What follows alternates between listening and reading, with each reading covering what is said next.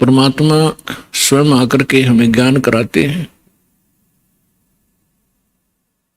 और हमें याद दिलाते हैं, आप जिस लोक में रह रहे हो ये लोक ठीक नहीं। परमात्मा के पास सभी दुखी प्राणी आया करते थे कबीर बंदी छोड़ के पास, और वो ये कहा करते थे कि हम पर संकट बहुत है गुरुदेव, हम महादुखी हैं। तो परमात्मा कहा करते, बच्चों ये काल का लोक है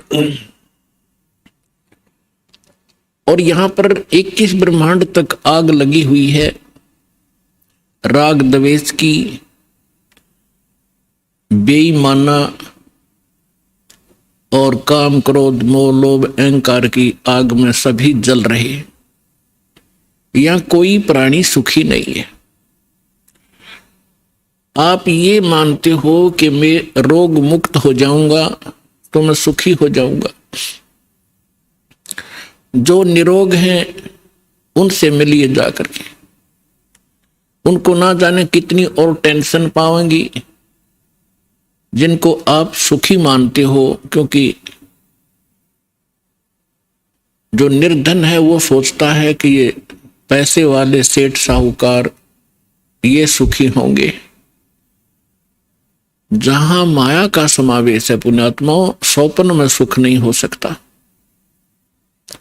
यह भूल है प्राणी का, क्योंकि जब तक हम उस आग में नहीं गिरते तब तक हमें ऐसे लगता है शीतल होगी। और सेठ ये सोचते हैं कि राजा लोग सुखी होंगे, हमें सुख नाम की वस्तु नहीं। क्योंकि सेठ वैसे नहीं बनता, उसने कोई तिगड़मबाजी करनी ही पड़ती है। उसके पास 20-30 लाख रुपए हैं तो 50 लाख रुपए का काम उसने आगे फिर से ऑन लोन ऋण लेकर शुरू करना पड़ेगा, तभी वो सेठ होने की सोचेगा। और वो 50 लाख का लोन ले लिया, बिजनेस ठीक चला नहीं, अब 20 लाख वो गए और 30 लाख 50 लाख का लोन गया। वो सेठ उस टेंशन के अंदर अपना जीवन व्यतीत कर रहा होता है। फिर सोचता है अब दूसरा बिजनेस करता हूं। आम व्यक्ति को लगता है बड़ा सेठ है, बड़े बिजनेस चल रहे हैं, पर सपने में शीतलता उस प्राणी को नहीं है। सेठ साहूकार यानी धनी व्यक्ति समझते हैं राजा लोग सुखी होंगे।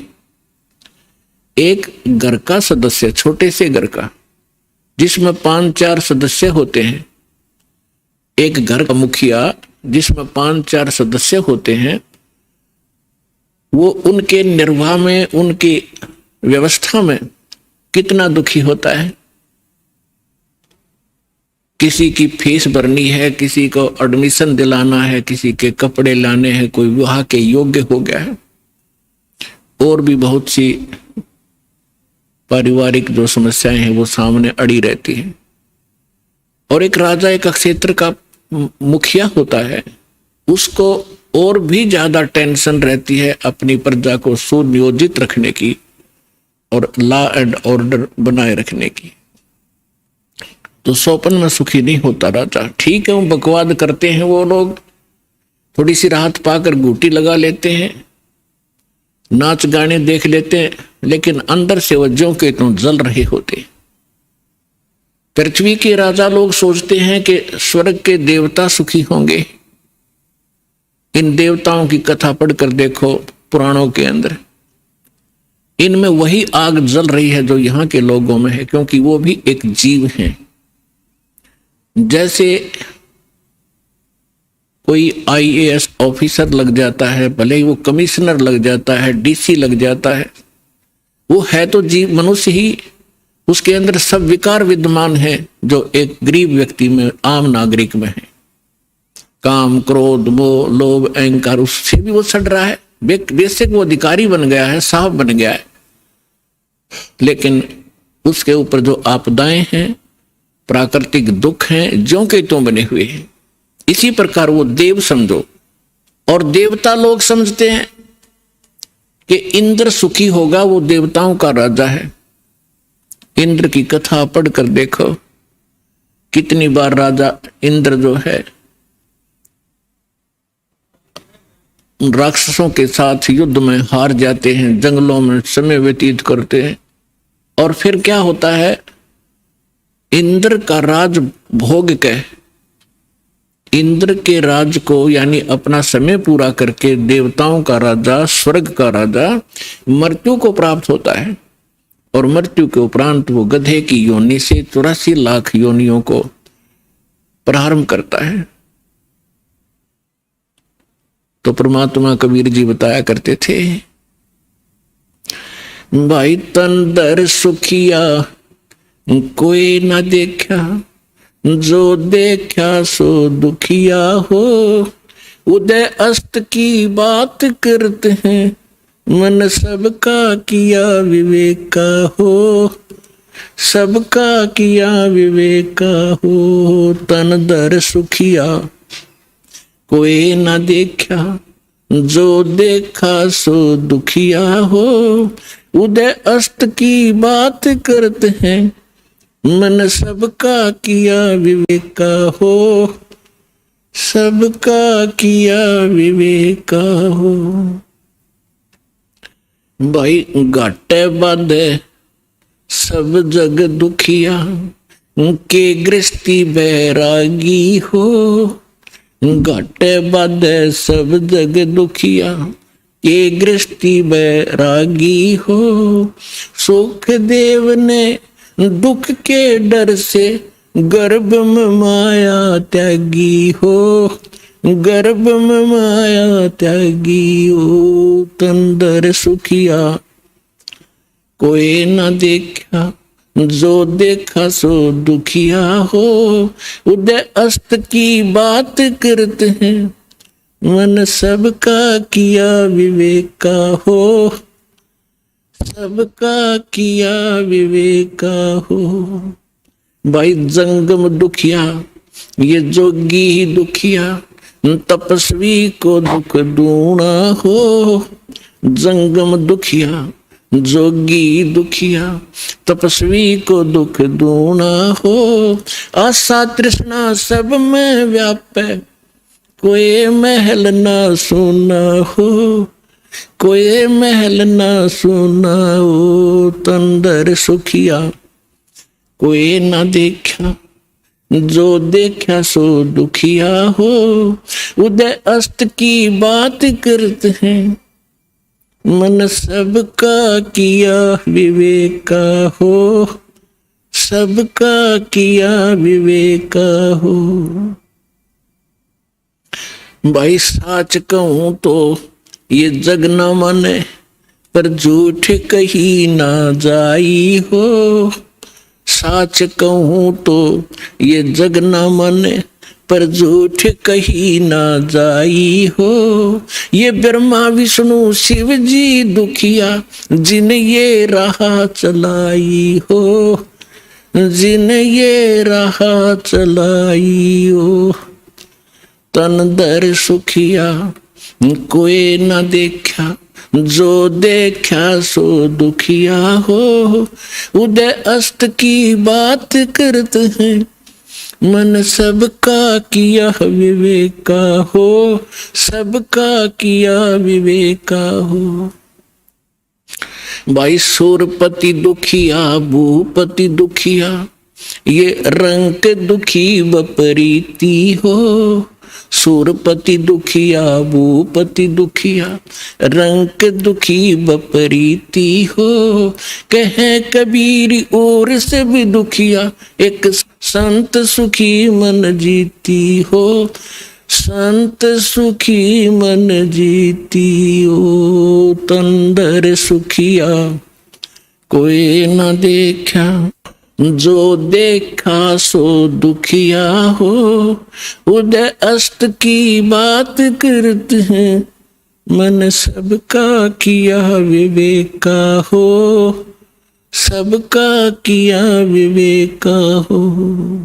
सूरपति दुखिया भूपति दुखिया, ये रंग दुखी बपरीती हो, सुरपति दुखिया भूपति दुखिया, रंग दुखी बपरीती हो, कहे कबीरी और सब दुखिया, एक संत सुखी मन जीती हो, संत सुखी मन जीती हो, तन दर सुखिया कोई ना देखा, जो देखा सो दुखिया हो, उदय अस्त की बात करते हैं, मन सबका किया विवेका हो, सबका किया विवेका हो।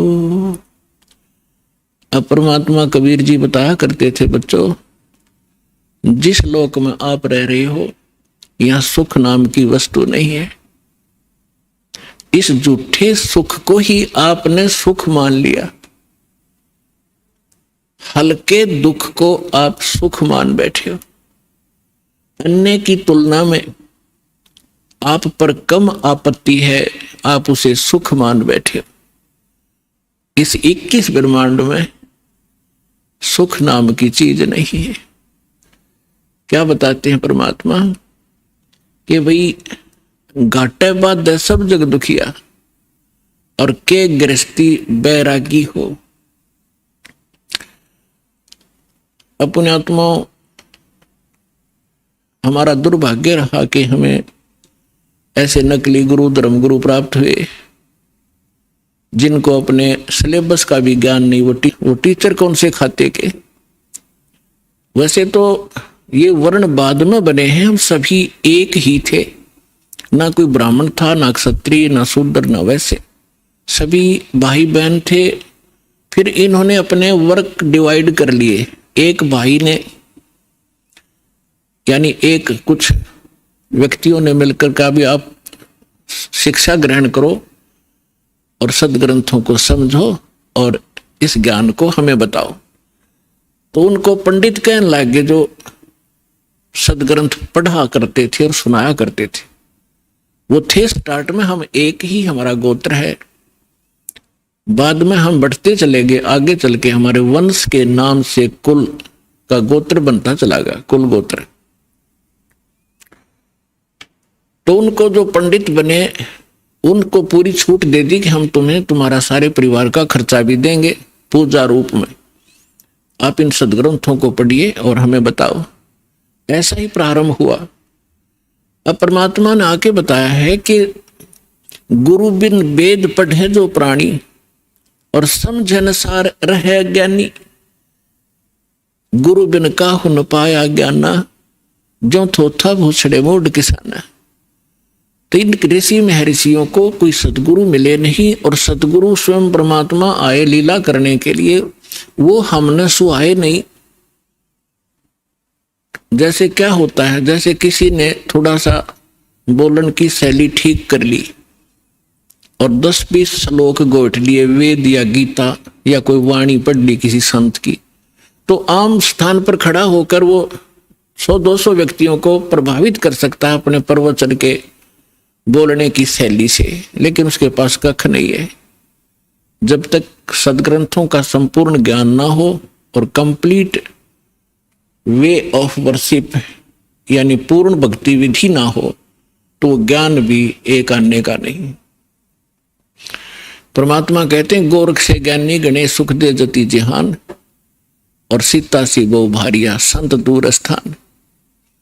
फिर परमात्मा कहते हैं कि श्रोता कोट अनंत है और वक्ता कोट अनंत और दानी कोट अनंत है, पर बिरले साधु संत।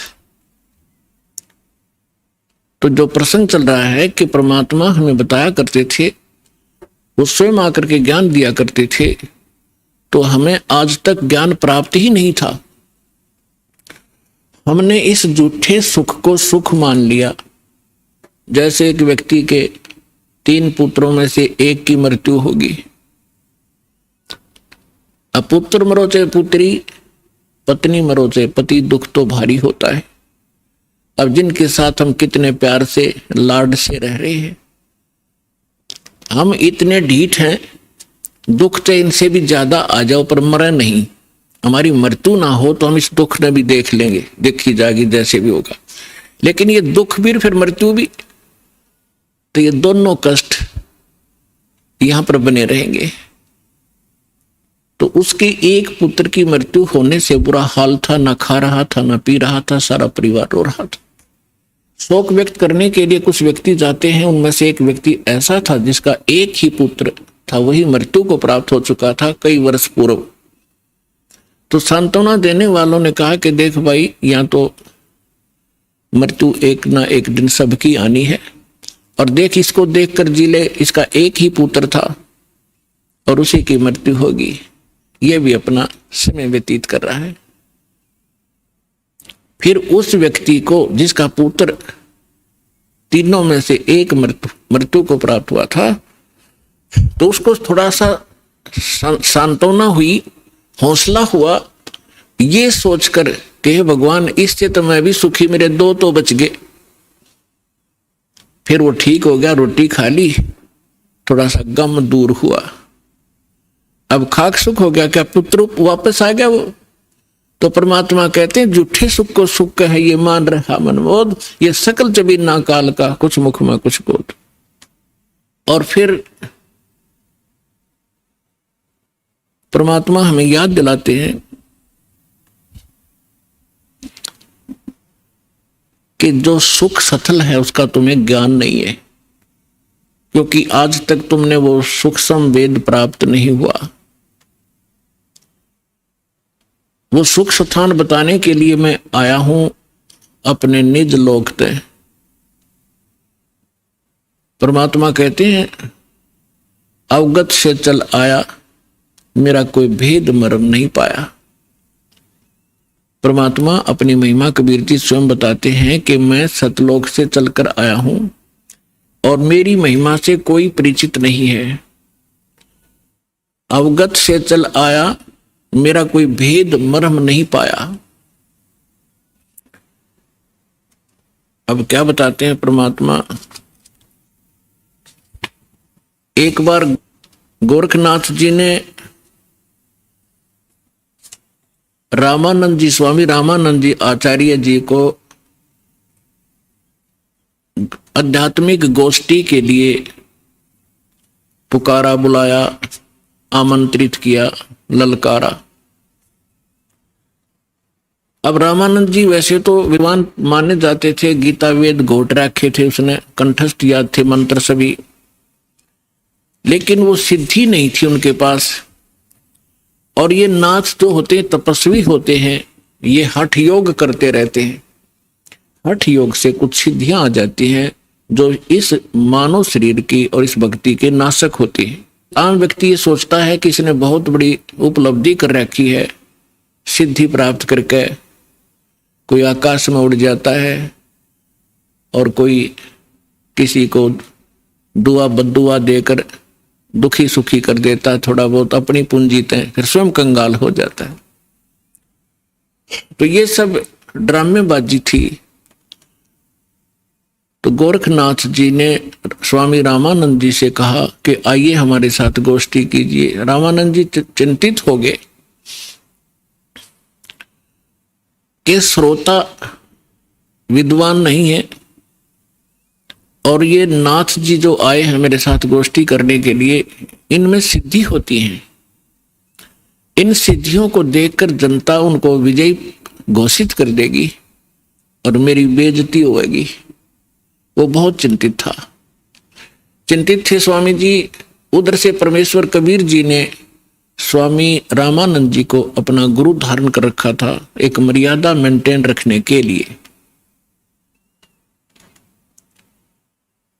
अपने आत्माओं, आज तक जो यह बात बिगड़ी रही,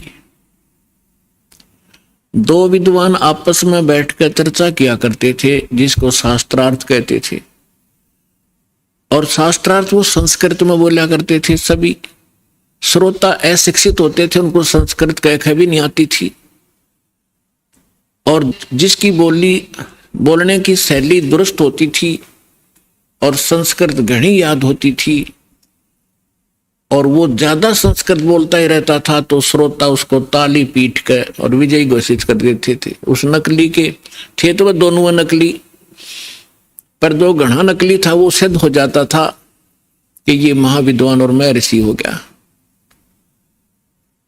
तो इस डर से रामानंद जी चिंतित थे कि श्रोता अशिक्षित है, ये कोई सिद्धि दिखा देगा और सब इसको विजयी घोषित कर देंगे। तो उस समय परमात्मा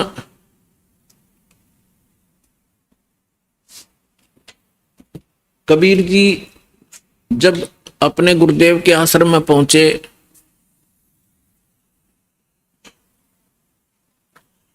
रामानंद जी को चिंतित देखकर पूछा, गुरुदेव चिंता का विषय आपका दास जानना चाहता है। पुण्यात्माओं, जब रामानंद जी के साथ परमात्मा का ऐसा व्यवहार था, यानी परमात्मा होते हुए अपने गुरु के सामने एक सुयोग्य शिष्य की भूमिका किया करते थे। हमारे लिए एक उदाहरण छोड़कर गए थे कि आप जी ने अपने गुरु जी के सामने कैसे रहना चाहिए, और साथ में प्रमाण दिया करते थे कि रामकृष्ण से कौन बड़ा। तुम रामकृष्ण को सुप्रीम पावर मानते हो अज्ञानता से, फिर भी मान कर चलो कि रामकृष्ण से कौन बड़ा। उन्होंने भी गुरु कीन और 3 लोक के वे धनी, गुरु आगे अधीर। तो इस कारण से रामानंद जी ने फिर जब परमात्मा से परिचित हुए, सतलोक सचखंड में मालिक को देखा, तब कहा था, तुम साहेब तुम संत हो, तुम सतगुरु तुम हंस, और राम गरीबदास तेरे रूप बिना और न दूजा अंश। तुम ही परमात्मा हो, साहेब हो, तुम साहेब तुम संत हो। एक संत भी आप ही हो, जो क्वालिटी संत में होनी चाहिए, और परमात्मा तो समर्थ हो ही हो। तुम साहेब तुम संत हो, तुम सतगुरु, सतगुरु माने जो सच्चा ज्ञान, यानी बिल्कुल एक्यूरेट और संपूर्ण अध्यात्म ज्ञान भी आप ही के पास है, किसी के पास नहीं। आप वास्तव में सतगुरु हो, सच्चे सतगुरु हो, सच्चा ज्ञान युक्त हो। और तुम साहेब तुम संत हो, तुम सतगुरु तुम हंस। हंस माने एक नेक आत्मा, एक सुयोग्य शिष्य भी आप ही हो। तो परमात्मा ने कहा, क्या आपका दास चिंता का कारण जान सकता है? तब स्वामी जी के साथ बैठे और भी बहुत से ब्राह्मण ऋषि थे। उन्होंने बताया कि ऐसे कोई नाथ जी आए हैं, उन्होंने स्वामी जी से गोष्ठी करने को कहा है, और नहीं तो जो नहीं गोष्ठी के लिए आएगा तो हार मान ली जाएगी। और दूसरी कंडीशन ये रखी है कि जो हार जाएगा वो जीतने वाले का सह अनुयायी शिष्य बनेगा। तब स्वामी जी ने कहा कि हे भगवान, वो नाथ सिद्धि युक्त है, वो सिद्धि का ड्रामा दिखाएगा, जनता उसकी वाह वाह कर देगी और हमारा मिशन फेल होगा। मुझे चिंता ये खा रही है। तब परमेश्वर ने कहा, स्वामी जी हार जीत की चिंता संत नहीं किया करते, और हमने सामना करना चाहिए, हमें चलना चाहिए। आपका दास भी तो आपके साथ है। रामानंद जी को पता था, क्योंकि वो देख चुके थे उसकी परमात्मा की महिमा को। तब थोड़ा ढाढ़स बंधा और उसकी चुनौती स्वीकार की। अब वहां जहां निश्चित समय और स्थान था वहां पहुंच गए। नाथ जी को आसन दे रखा अलग से, ऊंचा तख्त पर, जमीन पर अलग से आसन बिछा रखा। अच्छा, उधर से रामानंद जी का एक तख्त सा लगाकर वहां आसन लगा दिया। और स्वामी परमेश्वर कबीर जी एक सुयोग्य शिष्य की तरह स्वामी रामानंद जी के चरणों में जमीन पर बैठ गए। और सामने वो नाथ जी, कबीर साहब तो भगवान थे, अंतर्यामी थे, उन्होंने देख लिया गोरखनाथ धक्के खाने आया है।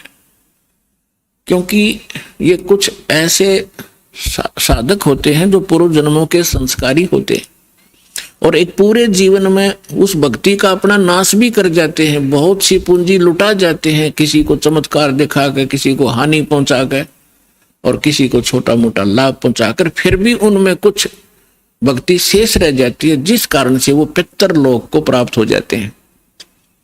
और पितृलोक में गए हुए ये एक सुप्रीम भूत होते हैं पितर, और वो कभी भी यहां आके प्रकट होकर के दिख जाते हैं। स्वर्ग के देवता भी यहां आ सकते हैं और वापस जा सकते हैं, लेकिन जन्म मृत्यु उनका कभी समाप्त नहीं हो सकता। तो गोरखनाथ जी ने देखा कि वहां वैष्णव पंथ का ज्यादा प्रचार कर रहे हैं स्वामी रामानंद जी, और नाथ पंथ सिकुड़ता जा रहा है, घटता जा रहा है। अब ये राग द्वेष ऊपर तक घर कर गया, वहां तक इनको, यहां से जाने के बाद भी ये दुखी रहते हैं अपने मैं मेरी के कारण। तो जिस कारण से उसने रामानंद जी को पराजित करने के लिए स्वयं आना पड़ा। हालांकि गोरखनाथ जी बहुत पहले अपने मानव शरीर का जो एक कर्म था पूरा करके जा चुके थे। तो परमात्मा ने देख लिया कि तो गोरखनाथ है, अपने वो तो जानी जान थे। तब गोरखनाथ जी ने कहा कि आइए रामानंद जी मेरे साथ गोष्ठी कीजिए। तब परमात्मा एक बालक थे छोटे से 10-12 वर्ष की आयु के, कि लीला कर रहे थे। उस समय जब गोरखनाथ जी गोष्ठी करने के लिए आए थे, तब परमात्मा खड़े हुए कबीर जी और कहा कि नाथ जी पहले मेरे से गोष्ठी कीजिए और बाद में मेरे सतगुरु से बात कीजिए। मेरे से निमट ले पहले, फिर करना गुरु जी से बात करना। आप गोरखनाथ जी इस बात से बड़ा दुखी हुआ कि अरे कबीर, तू छोटा सा बालक, तेरी आयु क्या है और तू गोष्ठी करेगा मेरे साथ? पता है मैं कौन हूं? कबीर साहब ने बता दिया कि मुझे मालूम आप कौन हो, आप गोरखनाथ हैं। इस बात से उसको बड़ा झटका लगा कि छोटे से बालक ने मुझे पहचान लिया। फिर गोरखनाथ जी ने कहा कि आपकी आयु क्या है? परमात्मा बोले कि सबसे बड़ा मूर्ख वो है जो मेरी आयु मुझे बालक बता रहा है। गोरखनाथ जी सुन रहे थे, अंदर से दुखी भी खूब हो रहे थे कि ये मुझे मूर्ख भी बताने की चेष्टा कर रहा है। तो क्या बताते हैं?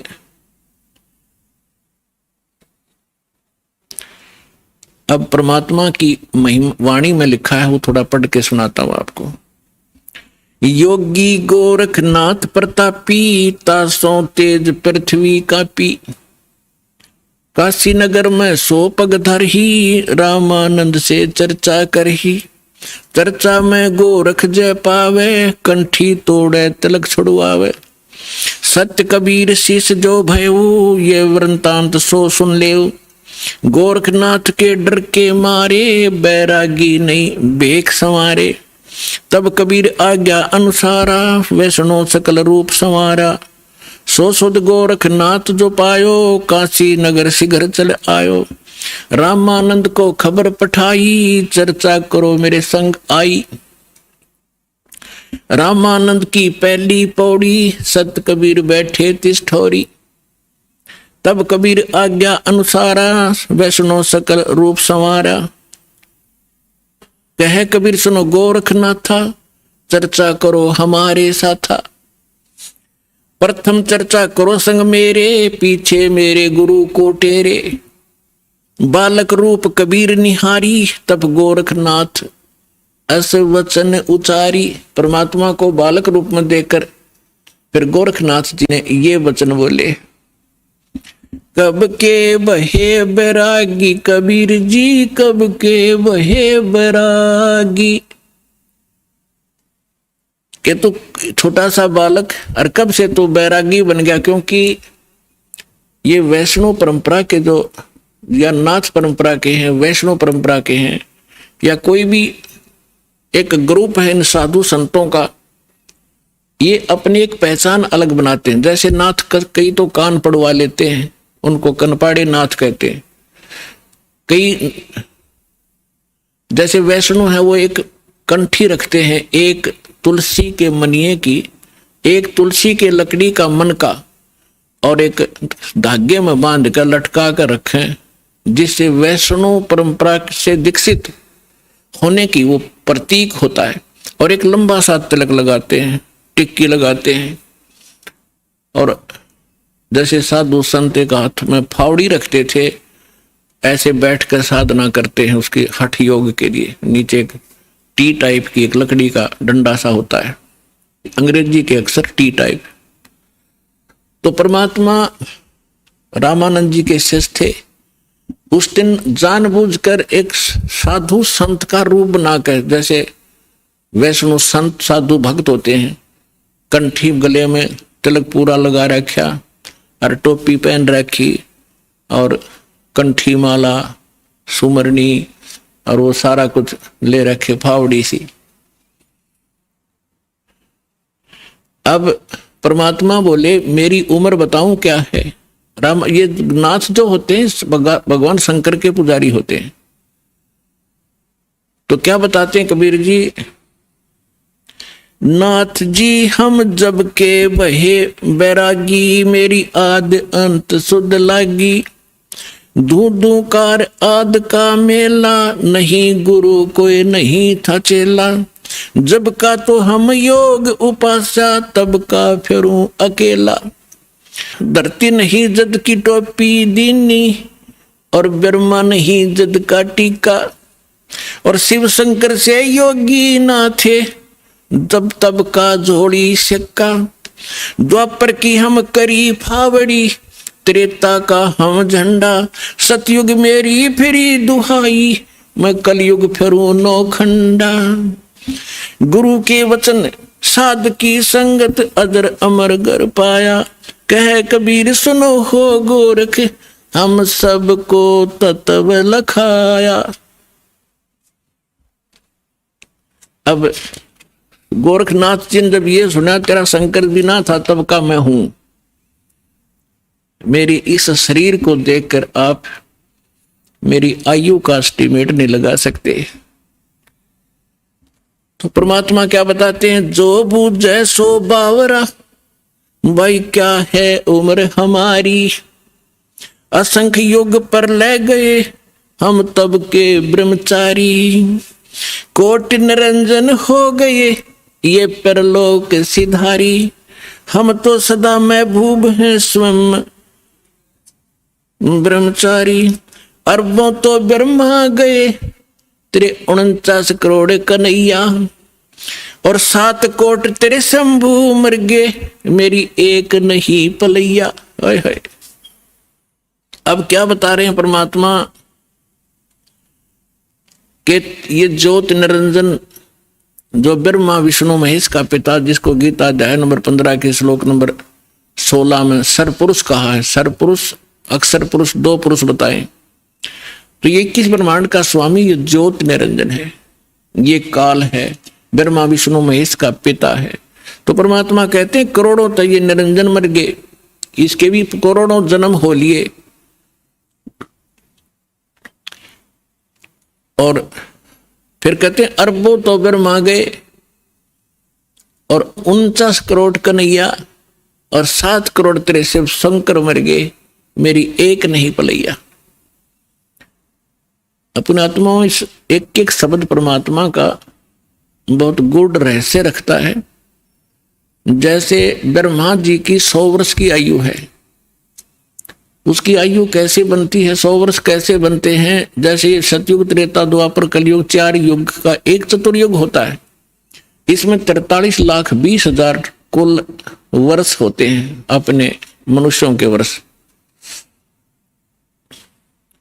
और ऐसे ऐसे 1000 चतुर्युग का ब्रह्मा जी का दिन, इतनी ही रात्रि, फिर 30 दिन रात का 1 महीना और 12 महीने का वर्ष, ऐसे बने हुए, और फिर 100 वर्ष की आयु ब्रह्मा जी की। ब्रह्मा जी की से 7 गुना विष्णु जी की आयु अधिक है, और विष्णु जी से 7 गुना शंकर भगवान की। तो यहां परमात्मा क्या बता रहे हैं, अरबों तो ब्रह्मा गए, 49 करोड़ कन्हैया तेरे विष्णु जी, और 7 करोड़ तेरे शंभू मर गए, मेरी एक नहीं पलैया, मेरे जीवन की एक पल भी नहीं घटी। अर्थात परमात्मा अविनाशी हैं और ये बता रहे हैं कि तेरे ब्रह्मा विष्णु महेश भी नाशवान है। इस बात नाथ जी दुखी हो गए कि ये हमारे भगवानों को अजरो अमर है, ये तो इनको नाशवान बता रहे हैं। तो परमात्मा कहते हैं एक ना भूला दो ना भूली, भूली सब संसारी, सबका बोल पट दिया। मेरे साथ दो भाई, मैंने सब जग भूला पाया। इसी भूल में ब्रह्मा भूला जिन ये वेद सरसाया, और वेद पढ़ के पंडित भूले मर्म भेद नहीं पाया। इसी भूल में विष्णु भूला जिन वैष्णव पंथ चलाया, और वैष्णव पंथ चलाया। इसी भूल में शिव शंकर भूले जिन भिक्षुक पंथ चलाया, और सिर पर जटा हाथ में खपर घर घर अलग जगाया। मेरे साथ दो भाई, मैंने सब जग भूला पाया। इसी भूल में विष्णु भूले जिन वैष्णव पंथ चलाया, और तीर्थ व्रत का बड़ा महात्म बहुविध जीव फंसाया। तो यहां गोरखनाथ जी को परमात्मा बता रहे हैं कि अरबों तो ब्रह्मा गए, ये 49 करोड़ कन्हैया, 7 करोड़ तेरे शंभू मर गए, मेरी एक नहीं पलैया। कोटिन नारद हो गए ये मोहम्मद से चारी, देवताओं की गिनती नहीं क्या सृष्टि बिचारी। नहीं बूढ़ा, कहते ना मैं बूढ़ा ना बालक, और ना कोई बाट भिखारी। ना बूढ़ा ना ही बालक, ना कोई भाट भिखारी। कहे कबीर सुनो हो गोरख, ये सुन ले उम्र हमारी। मैं ना बालक हूं, ना मैं वृद्ध हूं, ना कोई भाट भिखारी हूं, और ये मेरी महिमा तेरे को मैंने बता दी, मैं ये हूं। अब गोरखनाथ जी को बड़ा दुख हुआ, इज्जत का नाश हो गया कि छोटा सा बालक और इतना बड़बड़ बोल रहा है। इनके पास एक हल्दी की गांठ थी, उसके पास सिद्धि की। गोरखनाथ जी ने अपने आसन के साथ में त्रिशूल गाड़ रखा था। एक ऊपर 3 एरो से होते हैं, और नीचे से वो एक पाइप सी, नीचे फिर एक नुकीला सा सिरा होता, उसको जमीन में गाड़ के आसन के साथ रखा हुआ था। 6-7 फुट ऊंचा त्रिशूल। गोरखनाथ जी ने कहा कि यदि तू मेरे साथ वार्ता करना चाहता है कबीर जी, तो आइए मेरे समान आसन में आ जाइए। नाथ जी वहां से उठे जमीन से, ऐसे आसन पद्म लगाकर बैठे थे। आसन पद्म लगाए लगाए ऊपर उठ गए और त्रिशूल के ऊपर जाकर विराजमान हो गए। हाँ, ये देखिएगा, ये त्रिशूल पर बैठे हैं। फिर परमात्मा ने क्या लीला की कि कबीर जी ने कहा कि गोरखनाथ जी, आपकी और हमारी बात ज्ञान चर्चा की थी, गोष्ठीकरण की थी। ये बाजीगर वाला काम हम नहीं जानते, और ना ये पसंद है, ना ये दातम मार्ग में इसकी कोई वैल्यू है। आप नीचे बैठ के और चर्चा करता कि जनता को पता चले सच्चाई का। तो गोरखनाथ जी कहते हैं तुम्हारे पास कोई है तो आइए मेरे समान बैठकर चर्चा कीजिए, नहीं तो हार स्वीकार कर लीजिए। अब उनके पास तो एक दाव था यो। तो परमात्मा बोले अच्छा ठीक है। कबीर साहब बचपन से ही जुलाहे का काम करने लगे थे, और जेब में एक चरखे के ऊपर ये माताएं काटा करती थी। एक रील बन जाया करती, इतनी मोटी कच्चे धागे की, 100-150 फुट लंबा तार होता था उसका।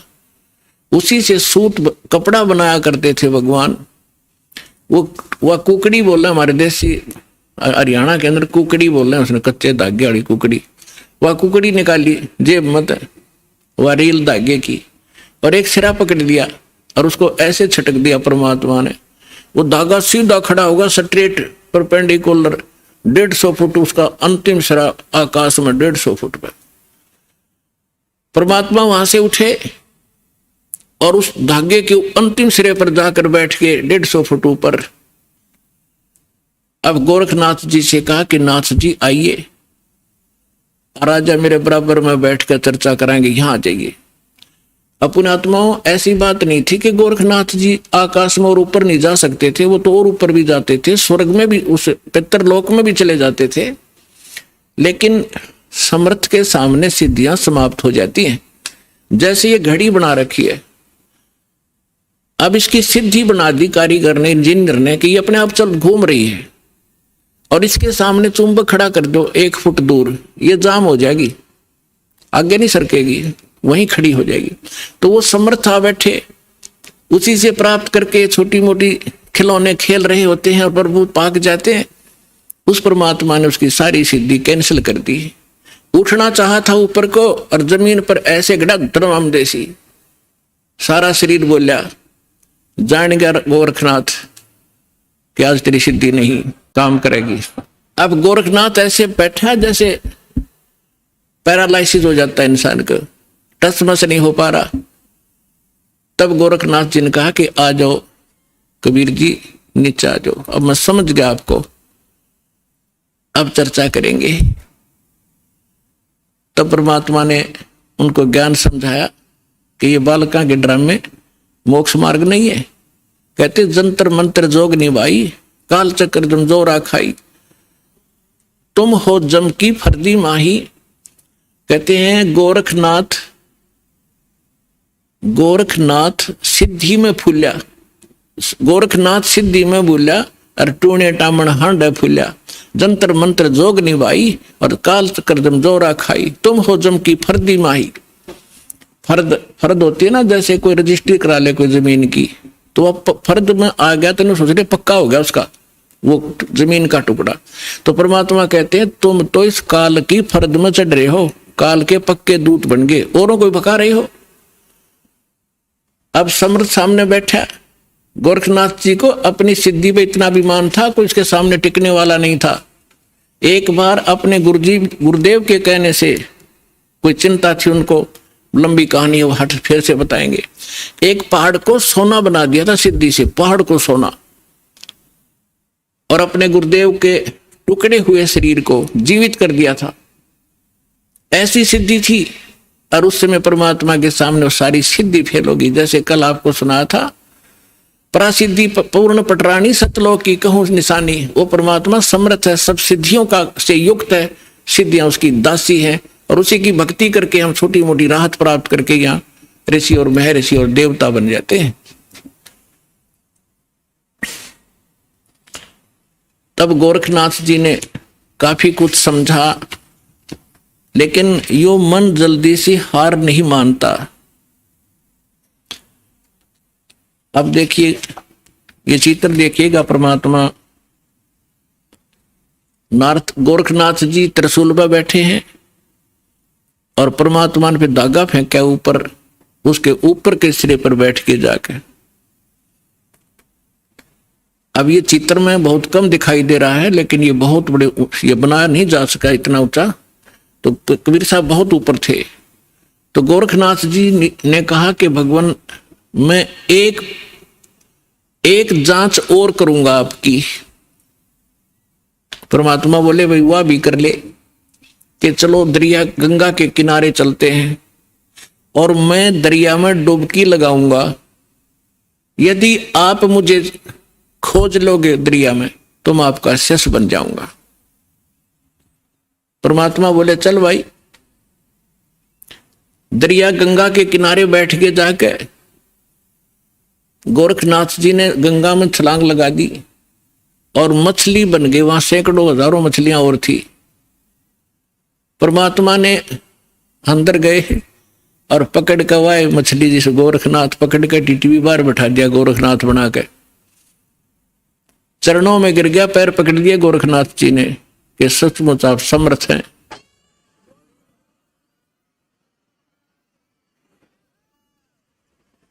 तब गोरखनाथ जी ने कहा, हे परमात्मा आप कौन हो? आपने मेरी सारी फड़क निकाल दी और मैं अपने कर्म बिगाड़ रहा था, आपने मुझे बचा लिया। पुण्यात्माओं, ये मन है ना, ये काल का दूत है। आत्मा परमात्मा का अंश है। जब परमात्मा वहां खड़े थे, मन भाग गया, आत्मा रोए थी गोरखनाथ की। तो परमात्मा के जो सभी बच्चे हैं, ब्रह्मा विष्णु महेश भी उसी के बालक हैं। राम कृष्ण सतगुरु सहजादे, भक्ति हेत न हुए प्यादे।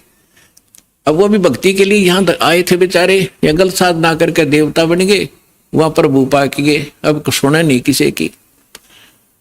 अब उनको परमात्मा मिले थे, उनको एक बार तो उन्होंने स्वीकार किया, क्योंकि आत्मा तो सबकी भगवान के लिए तरफ रही है, लेकिन ये मन काल का दूत फिर प्रेरित कर दिया, परमात्मा से दूर कर दिया उनको। कबीर साहब कहते हैं, श्वेत भूमि का हम गए जहां विष्णु विश्वम्बर दास और हरियम हीरा नाम देकर चेला की न्यादास। हम बैरागी ब्रह्मपद सन्यासी महादेव और सोहम मंत्र दिया शिव जी को करे हमारी सेव। ऐसे ब्रह्मा जी के पास गए थे, उनको ओम मंत्र दे करके प्रथम मंत्र, क्योंकि पहला मंत्र इसलिए दिया जाता है उसकी श्रद्धा कितनी बढ़ेगी फिर आगे बढ़ा जाता है। तो फिर पहले तो उनकी तीनों की बहुत अच्छी श्रद्धा बनी, फिर बाद में इस मन ने वो प्रेरित कर दिए कि ये वैसे ही अटपट कर रहा है, कोई ज्ञान नहीं जतता इसका। ऐसे ही गोरखनाथ जी ने तब तो सारी बात मान ली, परमात्मा ने सारी कथा सुनाई, बड़ा ज्ञान सुनाया, और फिर गोरखनाथ जी उसी ज्ञान से स्वयं वक्ता बन गए। इस ज्ञान के अंदर इतनी कसक है, परमात्मा का एक अलग सा ज्ञान है। तो आम व्यक्ति भी कहीं बताने लग जाता है तो सैकड़ों व्यक्ति उसे भी प्रभावित हो जाते हैं और उसकी वाह वाह शुरू हो जाती है। लेकिन जब तक समाधान पूरा नहीं होगा तो उसका कोई फायदा नहीं। जैसे ज्ञान है किसी को, और उसने किसी को बता दिया कि आपके ये रोग है, और उसको ज्ञान हो गया उसके बताने से कि आपको ये रोग है, ऐसे ऐसे लक्षण है इसके। अब ज्ञान कराने वाले को भी पता है और जिसको रोग है उसको पता लग गया उसके बताने से। अब दवाई ना बताने वाले के पास है, औषधि नहीं है, तो दोनों व्यर्थ है। तो संत ज्ञान भी हो और उसके पास कंप्लीट कोर्स हो, तो उस ज्ञान से तो जानकारी होती है, समाधान से वो, साधना से वो समाधान होता है। समाधान नहीं तो ज्ञान एक आने का नहीं, यूजलेस है वो ज्ञान। तो फिर गोरखनाथ ज्ञानी पा गया कुछ दिनों के बाद, तो उसके लिए कहा कि गोरख से ज्ञानी गणे, उसके पास मूल मंत्र नहीं था, और सुख दे जति जहान और सीता सी बहु भारिया पर संत दूर स्थान। तो गोरखनाथ जी ने पूछा, प्रभु आप कौन हो, कहां से हो? आप यहाँ, आपके तो लोग जुलाहा जुलाहा करते हैं, धानक कहते हैं आपको, तो क्या बताते हैं परमेश्वर? अवधू अवगत से चल आया, मेरा कोई भेद मरम ना पाया। मात पिता मेरे कछु नाही, ना मेरे घर दासी, जुल्हाए का सुत आण कहाया, जगत करे मेरी हासी। मात पिता मेरे कछु नाही, ना मेरे घर दासी, जुल्हे का सुत आण कहाया, जगत करे मेरी हासी। ना मेरा जन्म न गर्भ बसेरा, बालक बन दिखलाया, काशी नहर जल कमल पडेरा, तहां दुलाहे न पाया। ना मेरा जन्म न गर्भ बसेरा, एक बालक बन दिखलाया, काशी नगर जल कमल पडेरा, तहां दुलाहे न पाया। मात पिता मेरे कछु नाही, ना मेरे घर दासी, जुल्हे का सुत आण कहाया, जगत करे मेरी हासी। 5 तत्व का धड़ नहीं मेरा, और जानू ज्ञान अपारा, सत स्वरूपी नाम साहेब का, ओ हे नाम हमारा। अदर दीप गगन गुफा में, ता निज वस्तु सारा, ज्योत स्वरूपी तेरा अलख निरंजन, वो दरता ध्यान हमारा। अगर दीप जा गगन गुफा में, ता निज वस्तु सारा, तेरा ज्योत स्वरूपी अलख निरंजन, वो धरता ध्यान हमारा। हाड चाम लहू ना मेरे, मैं हूं सतनाम उपासी, तारण तरण अव्यय पद दाता, मैं हूं कबीर अविनाशी। अब क्या बताते हैं परमात्मा कि ना तो मेरा कोई जन्म हुआ, ना मैं किसी मां के गर्भ में रहा, मैं स्वयं ही अपने सतलोक से चलकर आकर के एक बालक रूप धारण करके कमल के फूल पर, तालाब में, सरोवर में विद्यमान हुआ। वहां से मुझे एक दुल्हा लेकर यहाँ आए, जिस कारण से मैं दुल्हा कहा। मात पिता मेरा कुछ नाही, अन्ना मेरे गरदासी, मैंने कोई पत्नी स्वीकार नहीं की। और दुल्हे का सुख आण कहा, जगत करे मेरी आसी। फिर क्या बताते हैं कि 5 तत्वों का धड़ नहीं मेरा, यह शरीर तुम्हारे जैसा नहीं है मेरा। और जानू ज्ञान अपारा, तेरा ज्योत स्वरूपी अलख निरंजन, वह धरता ध्यान हमारा। हाड चाम लहू ना मेरे, हूं सतनाम उपासी। और तारण तरण अभय पद दाता, मैं हूं कबीर अविनाशी। तो पुण्यात्माओं, परमात्मा की महिमा स्वयं आकर उन्होंने बताई कि मैं ना तो जन्म लेता हूं और ना ही मेरा कोई माता पिता है, मैं अवगत से चल आया, मेरा भेद मर्म ना पाया। तो परमात्मा को ना समझकर ना जानकर हम उस लाल की महिमा से अपरिचित होने के कारण अभी तक हम इन अन उपासना करके कंकर पत्थर इकट्ठे करके ये सोच रहे थे कि हमने बहुत गना भक्ति धन इकट्ठा कर लिया। तो जो प्रसंग चल रहा है उसी पर आते हैं कि हमारे जितने भी धर्म गुरु थे ये पूर्ण रूप से अज्ञानी थे, हमें तत्व ज्ञान नहीं बता पाए। और परमात्मा इस ज्ञान को हमें बताने के लिए आए थे, इन्होंने परमात्मा के उस ज्ञान को हम तक पहुंचने नहीं दिया। और परमेश्वर को एक धानक, एक दुल्हा, एक शूद्र, अशिक्षित, अनपढ़, अंगूठा छाप और देवी देवताओं का आलोचक इतना बदनाम कर दिया कि उस समय के हमारे पूर्वज परमात्मा से अंदर से नफरत किया करते थे कि ये हमारे देवी देवताओं के बारे में ऊट पटांग कहता है। तो परमात्मा कहते हैं, सच कहूं तो जग ना माने, पर झूठ कही ना जाई हो। ये ब्रह्मा विष्णु शिव जी दुखिया, जिन ये राह चलाई हो। अब पुण्यात्मा, परमात्मा ने बताया है कि संसार के अंदर कोई प्राणी सुखी नहीं है। आप दूसरे के दुख से अपने हल्के दुख को और सुख मान बैठे। सुख की आपको कभी छींट भी नहीं लगी है, जिस कारण से आप उस सुख से अपरिचित हैं। और जो साधना आपने करनी चाहिए वो साधना ना करके आप भक्ति के अंदर निर्धन बने हुए हो।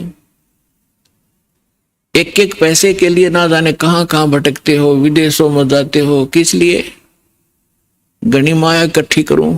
और क्या करोगे उस माया का? कोठी बनाऊंगा, कार लूंगा, लड़के लड़की का ब्याह करूंगा, लाखों रुपये खर्चा करूंगा, सारी उम्र कर्म फोड़े और सारा जीवन धन जोड़े, 1 मिनट में मृत्यु हो जाए वहीं छोड़े, आगे गधा और कुत्ता बनकर वहीं गलियों में दौड़े।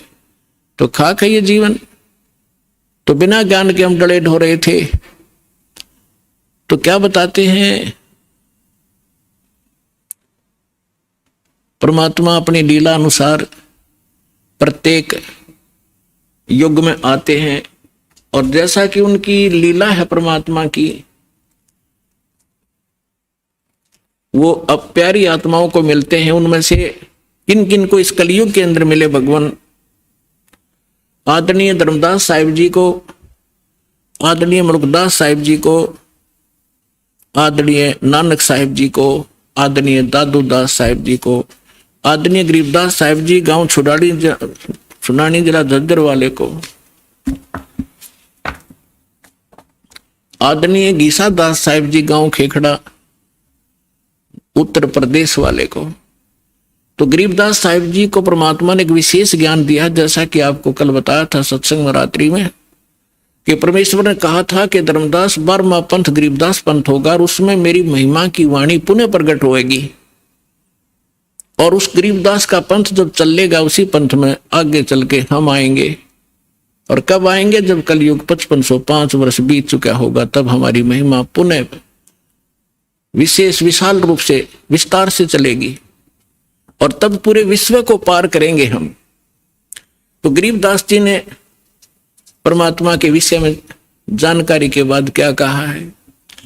मत दे दी है बालम याणे नू, मत दे दी है बालम याणे नू, मत दे दी है बालम याणे नू, मत दे दी है बालम याणे नू। जब ज्ञान हुआ परमात्मा के संपर्क में आने से, सचखंड देखा, भगवान के साथ रहे गरीबदास जी, ऊपर के सारे लोग देख कर आए। गरीबदास साहिब जी को गांव छुड़ाने, जिला झज्जर हरियाणा के अंदर खेतों में गऊ चरा रहे थे, 10 वर्ष के बालक थे। तब परमेश्वर अपने लीला अनुसार आए थे। दृढ़ भक्तों को, अच्छी आत्माओं को मिलते ही मिलते हैं, अपना ज्ञान सुनाते हैं। उनको वहां मिले, फिर सचखंड लेकर गए, सारे ब्रह्मांड दिखाए, ब्रह्मा विष्णु महेश की सतीथि से परिचित कराए। और धर्मराज जो यहाँ का न्यायाधीश है, परमात्मा उसके दरबार में पहुंचे। उस यहाँ के न्यायाधीश धर्मराज ने अपनी चेयर छोड़ दी, आसन छोड़कर खड़े हो गए, हाथ जोड़ के। पुण्यात्मा, अध्यात्म मार्ग एक ऐसा है, उसमें लोग दिखावा करने की आवश्यकता नहीं। जो समर्थ होगा उसके सामने वाले को तुरंत झटका लगेगा, वो समझ जाएगा कि ये प्रबल पावर है। तो एकदम हाथ जोड़कर खड़े हो गए। और कबीर साहब ऐसे खड़े हैं जैसे बड़ा अधिकारी छोटे अधिकारी को डांट लगाता है। तो गरीबदास जी ने बताया कि धर्मराज के दरबार में दई कबीर तलाक, मेरे भूले चूके हंस को तू पकड़िए मत कजाक। बोले पुरुष कबीर से धर्मराज कर जोड़, और तुम रे हंस ने पकड़ो नहीं मन 2 ही लाख करोड़। यानी अपने सामर्थ्य का प्रमाण दिया, जिसके सामने ब्रह्मा विष्णु महेश कांपते हैं धर्मराज के सामने, क्योंकि उनका भी अकाउंट वही रखता है। तो और दृढ़ हुए, ऊपर सचखंड सतलोक ले जाकर देखा, फिर वह पे छोड़ा। गरीबदास जी को मृत जानकर बालक को चिता पर रख दिया था कुल के लोगों ने।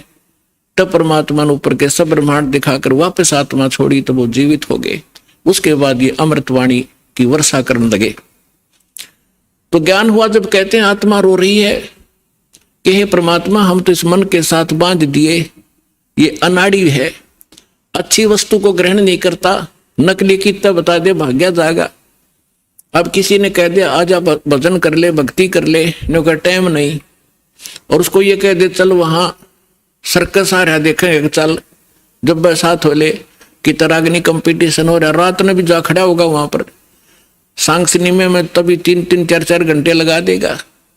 तो इस मन की आदत बकवाद करने की है, क्योंकि ये काल का एजेंट है, ये शुभ नहीं कर सकता, अशुभ करवाता है।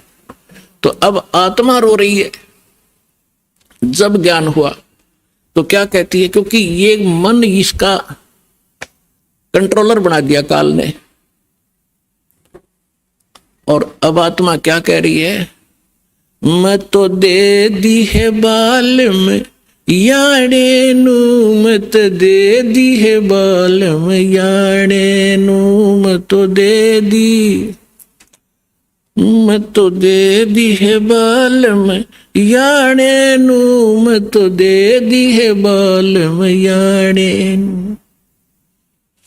गीता और भागवत पढ़े नहीं बूझे शब्द ठिकाने नू, गीता और भागवत पढ़े नहीं बूझे शब्द ठिकाने नू, मन मथुरा दिल द्वारका नगरी, कहाँ फिरे बरसाने नू, मैं तो दे दी, मैं तो दे दी है बालम याणे नू, मैं तो दे दी है बालम याणे नू, मैं तो दे दी।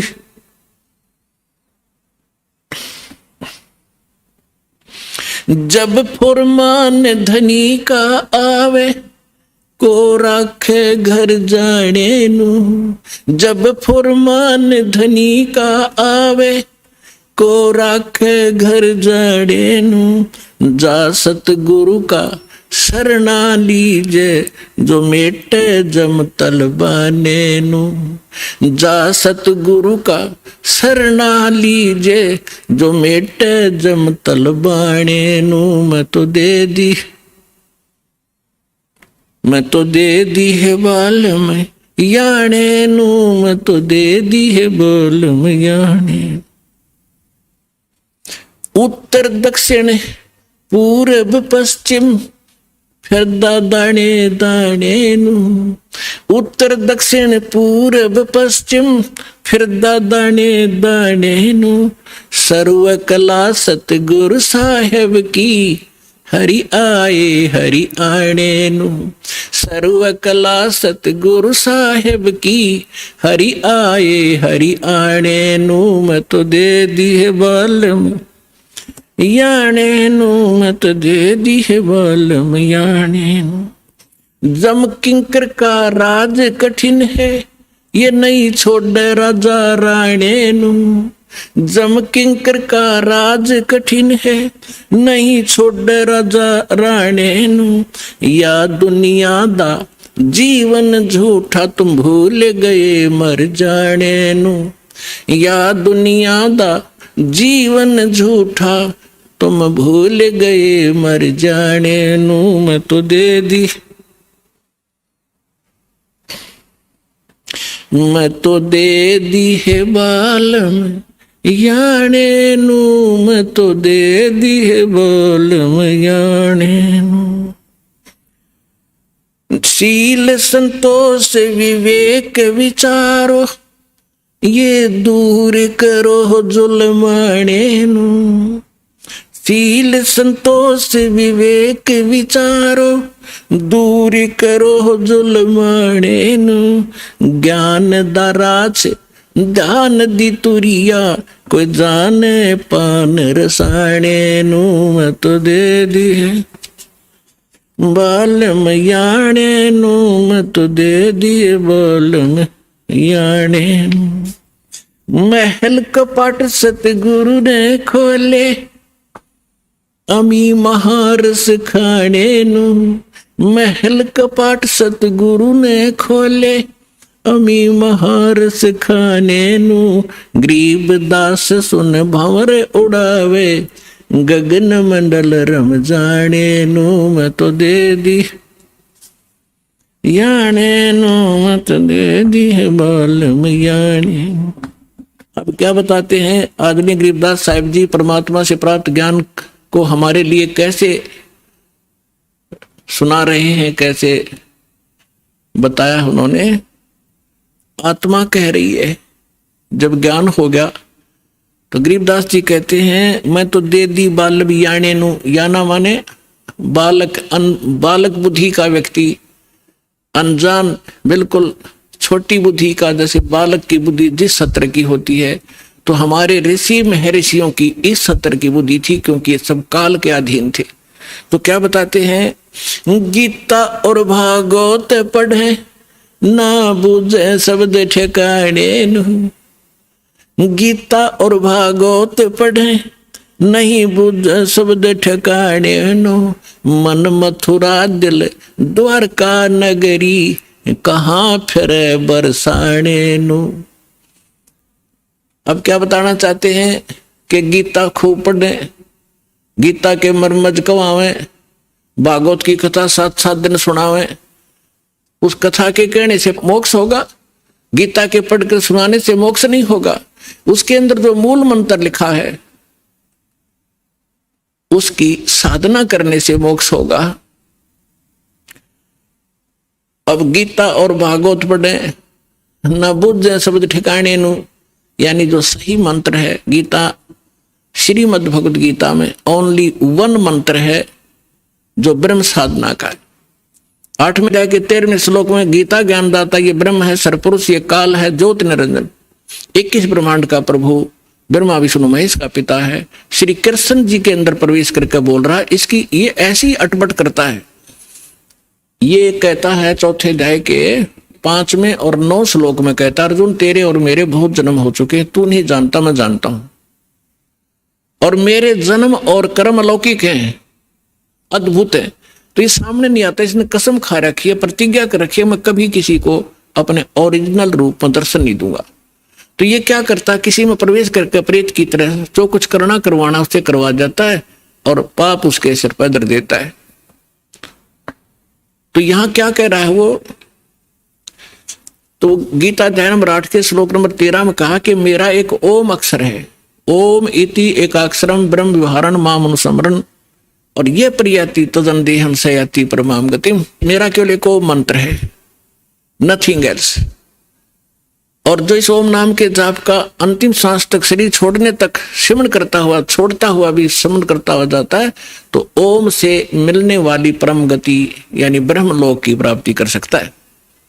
गीता अध्याय नंबर 17 के श्लोक नंबर 23 में फिर इसने स्पष्ट कर दिया है कि उस सच्चिदानंद घन ब्रह्म की भक्ति का मुझे ज्ञान नहीं है, लेकिन सांकेतिक बताता हूं, वो 3 मंत्र का जाप है। ओम तत्सत इति निर्देश ब्रह्मण त्रिवेद समर्थ है, तो उसके पाने का ये 3 मंत्र का जाप है। तो यहां गरीबदास जी समझाना चाहते हैं, गीता और भागवत पढ़े न बुझे शब्द ठिकाने नु, ठिकाने माने जो सही मंत्र है, तो वो गीता का पाठ करें और कति कंठस्थ याद कर लें पूरे पूरे अध्याय, और जाप जप हरे कृष्ण कृष्ण कृष्ण हरे हरे राधे राधे श्याम मिला दे, कोई बात हुई है? फिर गीता किस लिए पढ़ रहे हो तुम?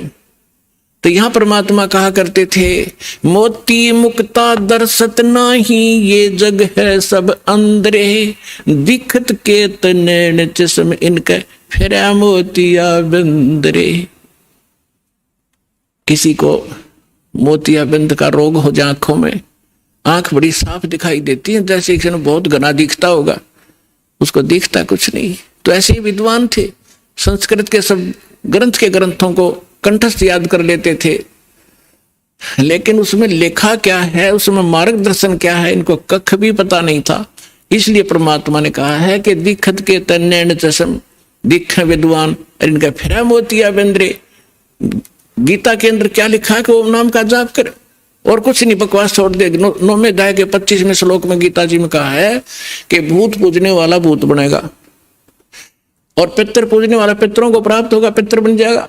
देवताओं का पूजने वाला देवताओं के लोक में जाएगा, उनका नौकर लगेगा, और मेरा पुजारी मुझे प्राप्त होगा। और उस परमात्मा की भक्ति को संत बताएगा। 4 अध्याय के 34वें श्लोक में कहा है। तो ये श्राद्ध भी मना कर रखे, भूत पूजा है, श्राद्ध भूत पूजा है, पितृ पूजा है। अरे ये हमारे देवता या गुरु हमारे यही करवा रहे, हमारे से सारे भूत पूज के भूता बनवा दिए।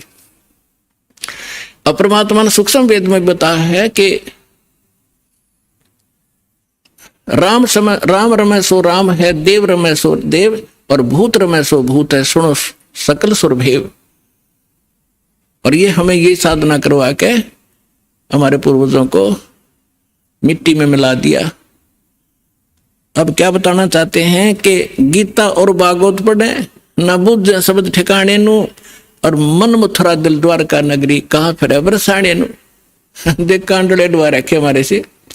क्या कहते हैं, मथुरा में किस लिए जाते हो? कि भगवान श्री कृष्ण की यहाँ रज चरण की रज डली हुई थी, और वहां जाने से मोक्ष होगा। गोवर्धन पर्वत को परमात्मा ने उठाया था, उसकी परिक्रमा करो गिरिराज की, मोक्ष हो जाएगा। भले आदमियों, पहले तो ये सोचो कि गोवर्धन गिरिराज को किस लिए उठाया था श्री कृष्ण जी ने? वो श्री कृष्ण जी ने कहा था इन देवताओं की पूजा छोड़ दो, एक भगवान की भक्ति करो, जैसा श्री कृष्ण जी को ज्ञान था। और फिर इवन देवताओं के राजा इंद्र की भक्ति भी बंद करवा दी, उसकी कढ़ाई कराया करते हुआ बंद करवा दी। इंद्र को क्रोध हुआ, ब्रज को डबोना चाहा, तब परमात्मा को याद करके, क्योंकि रामकृष्ण सतगुरु सहजादे कबीर भगवान के बच्चे हैं ये भी, और हमसे ज्यादा शक्तिशाली हैं, बड़े भक्ति युक्त से तभी थे उच्च पद को प्राप्त है। तो परमात्मा इनकी भी मदद करता जब ये हृदय से पुकारते हैं। और परमात्मा यही चाहते हैं कि ये जो आन उपासना हटे। तो श्री कृष्ण जी ने वो इसलिए गिरिराज उठाया था कि आन उपासना, देवी देवताओं की भक्ति बंद कर दो। और ये हमारे गुरु ये फिर वही करवाने लग रहे जो श्री कृष्ण जी बना किया करते थे, खा के इनको ज्ञान। अब श्री कृष्ण जी उस मथुरा ने छोड़कर द्वारका में गए थे। अगर वही पवित्र धरती होती और वहीं से मोक्ष होता तो वो द्वारका क्यों गए? तो गरीबदास सूक्ष्म वेद में कहा है कि भूमि भरोसा डूब है और कल्पत है त्यों देव। इस भूमि के जो आधार से आप ये मान बैठे हो कि मथुरा में जाने से और जीव का कल्याण होगा, या काशी में ही मोक्ष प्राप्त होता है, या भूल है आपकी? क्या बताना चाहते हैं कि मुक्ति खेत मथुरापुरी, वह कीन्या कृष्ण कलोल, और कंस केसी चाणूर से वह फिरते डामाडोल। कर्म प्रधान है, जैसे कर्म करोगे चाहे मथुरा में करो चाहे काशी में करो, कर्म का फल मिलेगा, धरती कुछ लाभ नहीं देगी। क्या संदेश क्या दिया है यहाँ इस सेंटेंस में, समृतवाणी में, कि यदि आप मथुरा को मोक्ष अक्षेत्र मानते हो, और किस लिए कि वहां श्री कृष्ण जी किलोल किया करते थे, घूमा फिरा करते थे, रास करते थे। उसी मथुरा में कंस था, केसी और चाणूर जैसा न बकलतरू आया, उनकी ब्रैन माटी हुई, उनको नरक स्थान मिला। उन कर्म माड़े किए तो अच्छे कर्म कहीं बैठ के कर लो, सद्भक्ति करो, उसी से लाभ होगा। और फिर क्या डले डुआ रखे हैं कि बरसाना में जाएंगे, बरसाने में नहीं गए तो अधूरी भक्ति रहेगी वहां की। क्यों? क्योंकि राधा जी बरसाने की लड़की थी और श्री कृष्ण जी की प्रेमिका थी। अब वहां के लोग, जो बरसाना के लोग इतने भ्रमित हैं, वो क्या कहते हैं, एक दूसरे को राम राम भी नहीं बोलते। वो क्या कहते हैं, जैसे सुबह सुबह या कभी भी मिलते हैं आपस में, हम कोई राम राम कहता, कोई सत्साई बोलते हैं, तो वो कहते हैं राधे राधे, तो सामने वाला कहेगा अखा बेटा राधे राधे, और राम भी भूल गए, और राधे उस काम की लड़की ने पूजन लाएंगे, देख कहाँ डले डुबा दिए, राधे राधे श्याम मिला दे। वो बरसाना में सिफारिश लुआन जाओ राधे की कि कृष्ण से मिला दे, कृष्ण ने मिलकर के कला टूट जाएगा, वो आप जन्म मृत्यु के अंदर। तो पुण्यात्माओं, इस काल के दूतों ने यो 9 मन सूत उलझा रखा है अज्ञान का। ऋषिदास की ड्यूटी लादी परमात्मा ने साची कहन की। एक बार तो सबको दुख होता है, पर बाद में आनंद बहुत आता है। पुण्यात्माओं, ये अन्य जितने भी ऋषि महर्षि आप देखते हो, संत, ये वही बातें कहते हैं, वही ज्ञान बताते हैं जो जनता को स्वीकार्य है।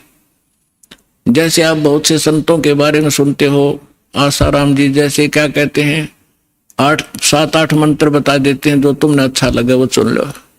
वो गुरु हैं, कमाल की बात कर दिया। जैसे कि डॉक्टर के पास कोई मरीज जाता है और उसके आगे 7-8 प्रकार के कैप्सूल डाल दे कि उठा ले जो सा तुझे पसंद हो, रोग कट जाएगा। खाक डॉक्टर है वो, डॉक्टर से ये बताएगा ये टेबलेट है, इस समय लेनी है, और ये इसके परहेज हैं, और ऐसे ऐसे वो डॉक्टर होता है।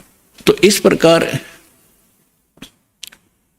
हमारे धर्म गुरुओं ने हमारे इस भक्ति मार्ग का बट्ठा बैठा दिया। पुण्यात्मा, जैसे एक हमारे यहाँ भी वो एक वृद्ध है, 60 साल वर्ष का था, सन 2000 की बात है। हम यात्रा पर गए थे परमात्मा के वो मगर देखने के लिए बच्चों को, क्योंकि उसमें थोड़ी संगत थी। इनको दिखाकर काशी में लहर तारा तालाब दिखाया, इनको ये दृढ़ हुए, फिर उन्होंने लाखों को दृढ़ कर दिया कि सचमुच हम देख कर आए हैं। बाकी वहां जाना सिर्फ मोक्ष नहीं, लेकिन अपना तीर्थ स्थल, अपना विश्वास दृढ़ करने के लिए हम गए थे। तो रास्ते में एक्सीडेंट हो गया किसी कारण से, जिस बस में वो बूढ़ा बैठा था उसकी टांग फ्रैक्चर होगी। यहाँ किसी डॉक्टर को दिखाया, वो जहाँ पुराने आश्रम में रहा करता था, उसको क्या किया, जैसे डॉक्टर ने से कह दिया हमने कि इसकी वहां पट्टी लगाया होगा, डॉक्टर कंपाउंडर ने भेज दे। और वो बूढ़ा जाते ही नो कह, क्योंकि जख्म था उसके ऊपर से जो पट्टी उतार के, और उसके अंदर जो जख्म बना हुआ था उसको जरा सा भी हाथ लावे और वो नौका मर गया। तो कंपाउंडर क्या करे, उसी के ऊपर ऐसे ही थोड़ी सी पट्टी लगावे, दवाई लगा और पट्टी बांध जावे। रोजाना के 20 रुपये ले ले, 5-7 उसके होंगे, 2-4 5-10 डॉक्टर के होंगे उसमें से। तो 1 महीना हो गया, दर्द ज्यों का त्यों चिल्ला हुआ बूढ़ा। तो एक ऐसे ही कोई हमारा उसमें एक सेवक रहता था, उसका मित्र एक डॉक्टर था, वो चला गया। उसने पहले भी देखा था कि बूढ़े का चोट लग गई, कहाँ जी फ्रैक्चर हो गया था। उस दिन 1 हफ्ता 10 दिन के बाद उसने फिर पूछा क्या वृद्ध ठीक हो गया? तो उस भक्त ने बताया जी ठीक अभी हुआ नहीं है। तो उसने कहा चलो मैं देखता हूं। उसने जाकर देखा, वो पट्टी उतारी, उसमें मवाद भरा और इतना बड़ा सूज रहा वो। तो उसने कहा, इसने तो बैठा दिया, भाई कौन ऐसा डॉक्टर, ये तो मवाद निकालने पार पड़ेगी। वो मोटरसाइकिल से उसके स्कूटर अपने घर पे गया, वहां से सारा ट्रीटमेंट का सामान लाया और वो पट्टी पाड़ के और उसका मवाद निकाला। बूढ़ा रोया बुरी तरह, हाय मर गया, हाय मर गया। वो कहने लगा, बाबा जी थोड़ी सी देर मर लेगा फिर ठीक हो जाएगा, ये दर्द 5 मिनट का है, फिर कति सुख हो जाना, टांग कटेगी तेरी। ऐसा जुल्म कर दिया इस नालायक ने। तो पुण्यात्मा उसने करके साफ और लगा के दवाई, पेन किलर दवाई गोली दे दी। तीसरे दिन जख्म भर गया बुढ़े का और 1 हफ्ते में कति चालन ठीक हो गया। तो ये 2 नीम हकीम हैं जो ये कहते हैं कि समाज नाराज हो जाएगा, श्राद्धन मना कर रहे हैं, देव देवता की पूजा मना कर रहे हैं, सारे विरोधी हो जाएंगे, बेशक हो जाओ। ये तो है नीम हकीम जो केवल ने सोचा ये नाराज ना होने चाहिए, चाहे बेशक इनका नाश हो जाओ। अरदास है सर्जन, एक बार दर्द होगा लेकिन सदा का सुख हो जाएगा पूरे मानव समाज को, और इसको करके छोड़ दूंगा।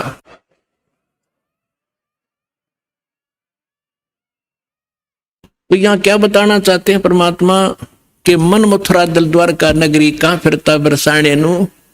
इस मन से और दिल साफ करके भक्ति कर सच्चे परमात्मा की सच्ची साधना कर, कहाँ बरसाने में भटक रहा है।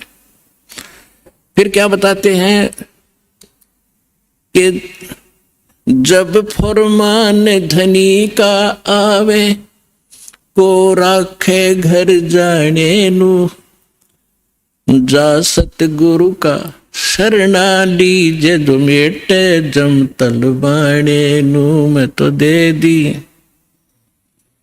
दे दी है बालम याने नु, मैं तो दे दी है बालम याने। अब क्या बताया है गरीबदास साहिब जी ने कि जिस समय आपके प्रारब्ध में, आपके किस्मतानुसार जब आपकी मृत्यु आ गई और यम के दूत आपको लेने आएंगे, तो कोई नहीं रोक सकता उसको। मासा घटे न तिल बधे, विद ना लिखे जो लेख। तो कैसे, अब यहां क्या बताना चाहते हैं कि यदि आपकी मृत्यु का समय आ गया और चाहे आप 30 वर्ष, 40 वर्ष, 50 वर्ष के हो, 10 वर्ष के हो, 2 वर्ष के हो, 4 वर्ष के हो, तो आपकी मृत्यु होगी ही होगी।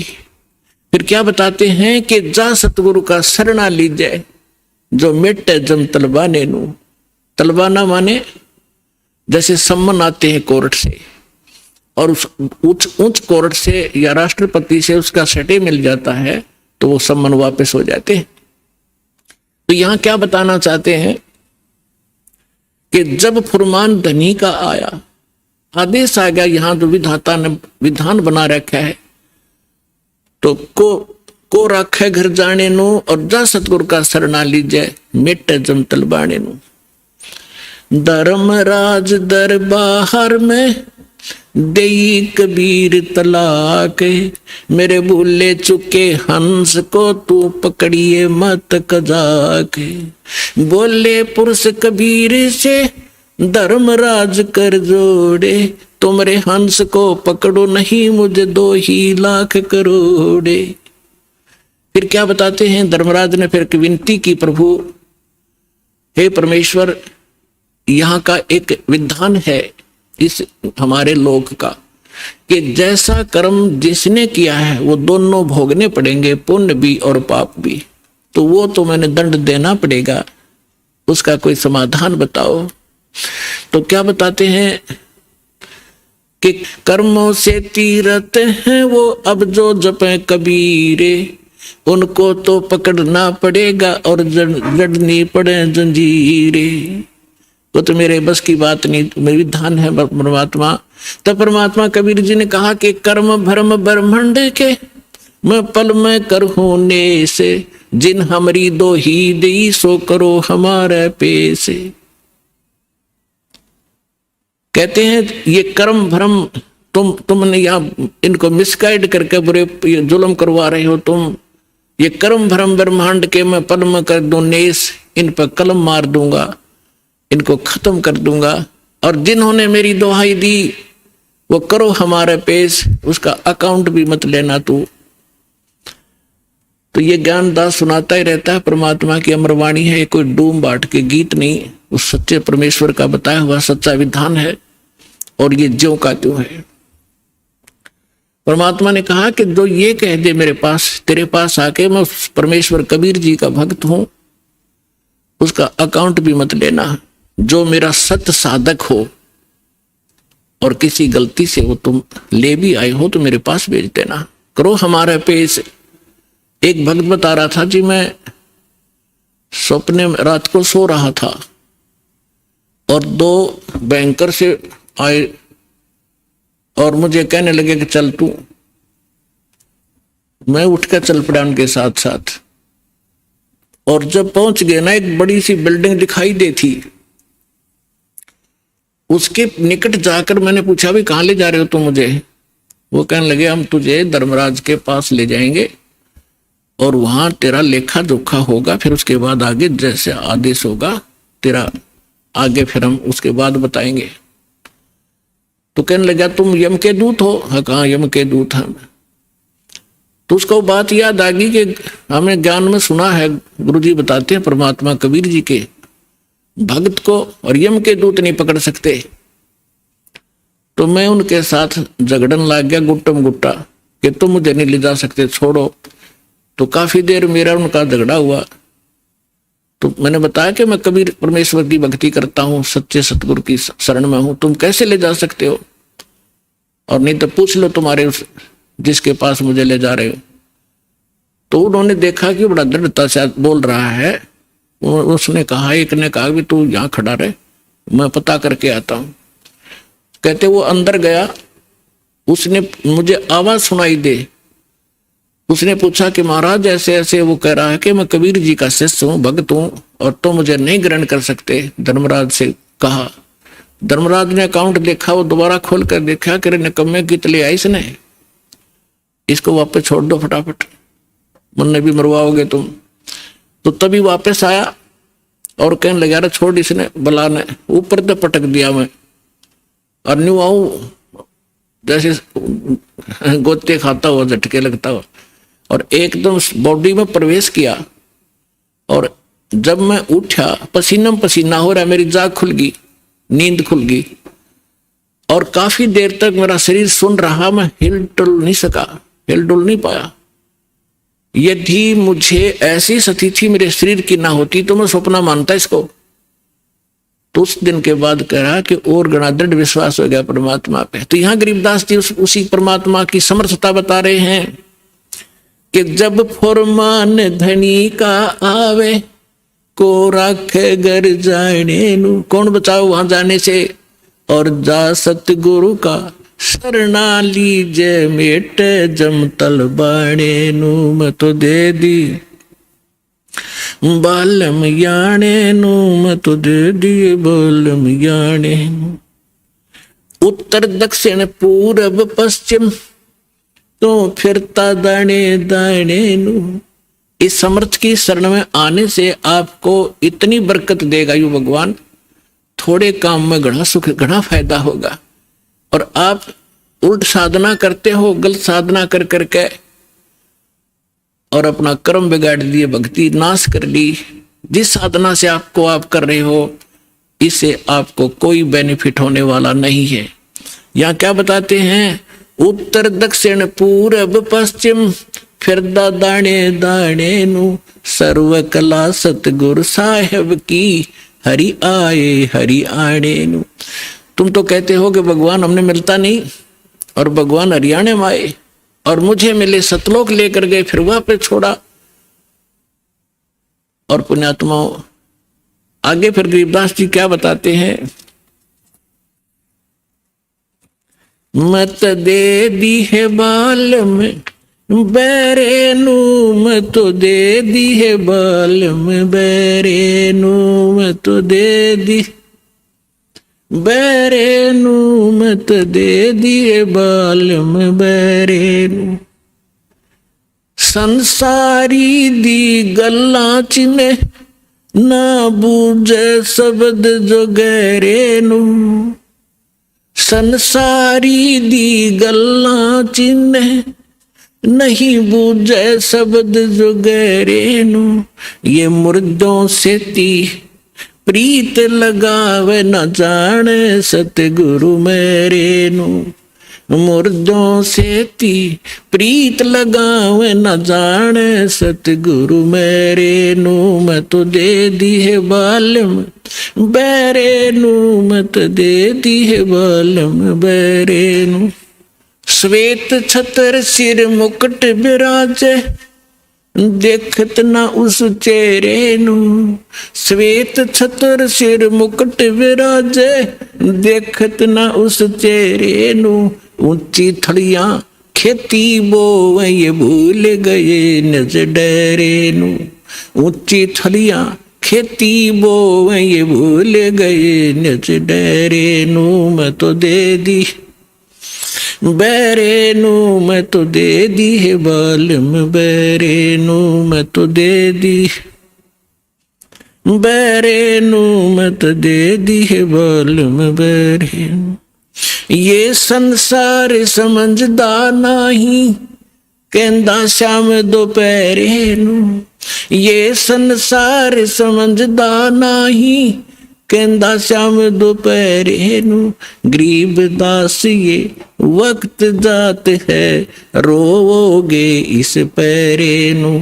गरीब दास ये वक्त जात है रोवोगे इस पैरे नू। मैं तो दे दी है बालम बैरे नू, मत दे दी है बालम बैरे नू। ऊंची थलियां खेती बोए ये भूल गए हैं नज डरे नू। ऊंची थलियां खेती बोए ये भूल गए नज डरे नू। गरीब दास ये वक्त जात है रोवोगे इस पैरे नू। गरीब दास ये वक्त जात है रोवोगे इस पैरे नू। मैं तो दे दी बैरे नू, मत दे दी है बालम बैरे।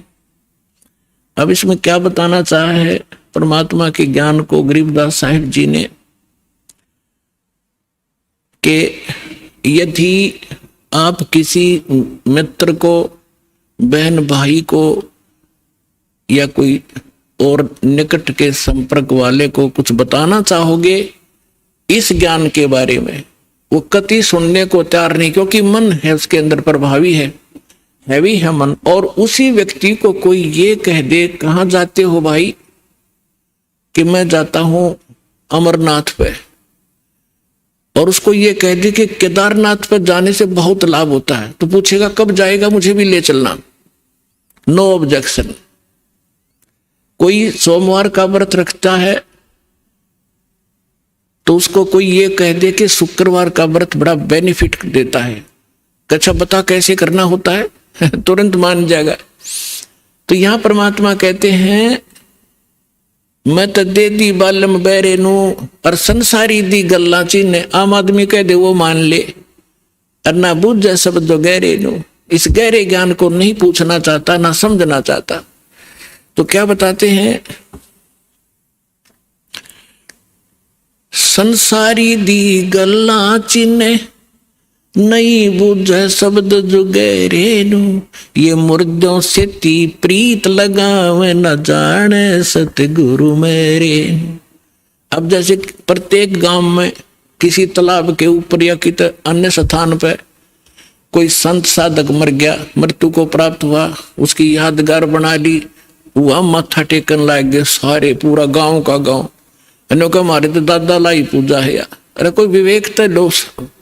देखो जैसे ठीक है वो संत अच्छे होंगे जो आज तक पूजे हैं, लेकिन उस समय जो उस जीवित समय में उसके जैसा भी वो संत था, जैसी भी भक्ति साधना थी उसके पास, तो उससे उस समय लाभ तो मिल सकता था। जब वो वर्तमान में था।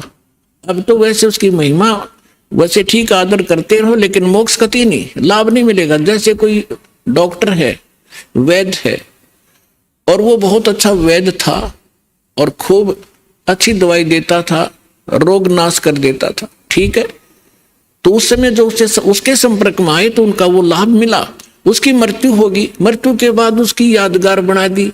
और वहां फिर अब कोई जावे उस वैद्य से ये कहने कि वैद्य जी मेरा मलेरिया हो गया, दवाई बताइयो, वह वैद्य की मूर्ति वह दवा काम नहीं कर सकती, जो ओरिजिनल जीवित कराया करता था। तो यह भूल मारा ईब तई लाग रही थी, अब मिटेगी।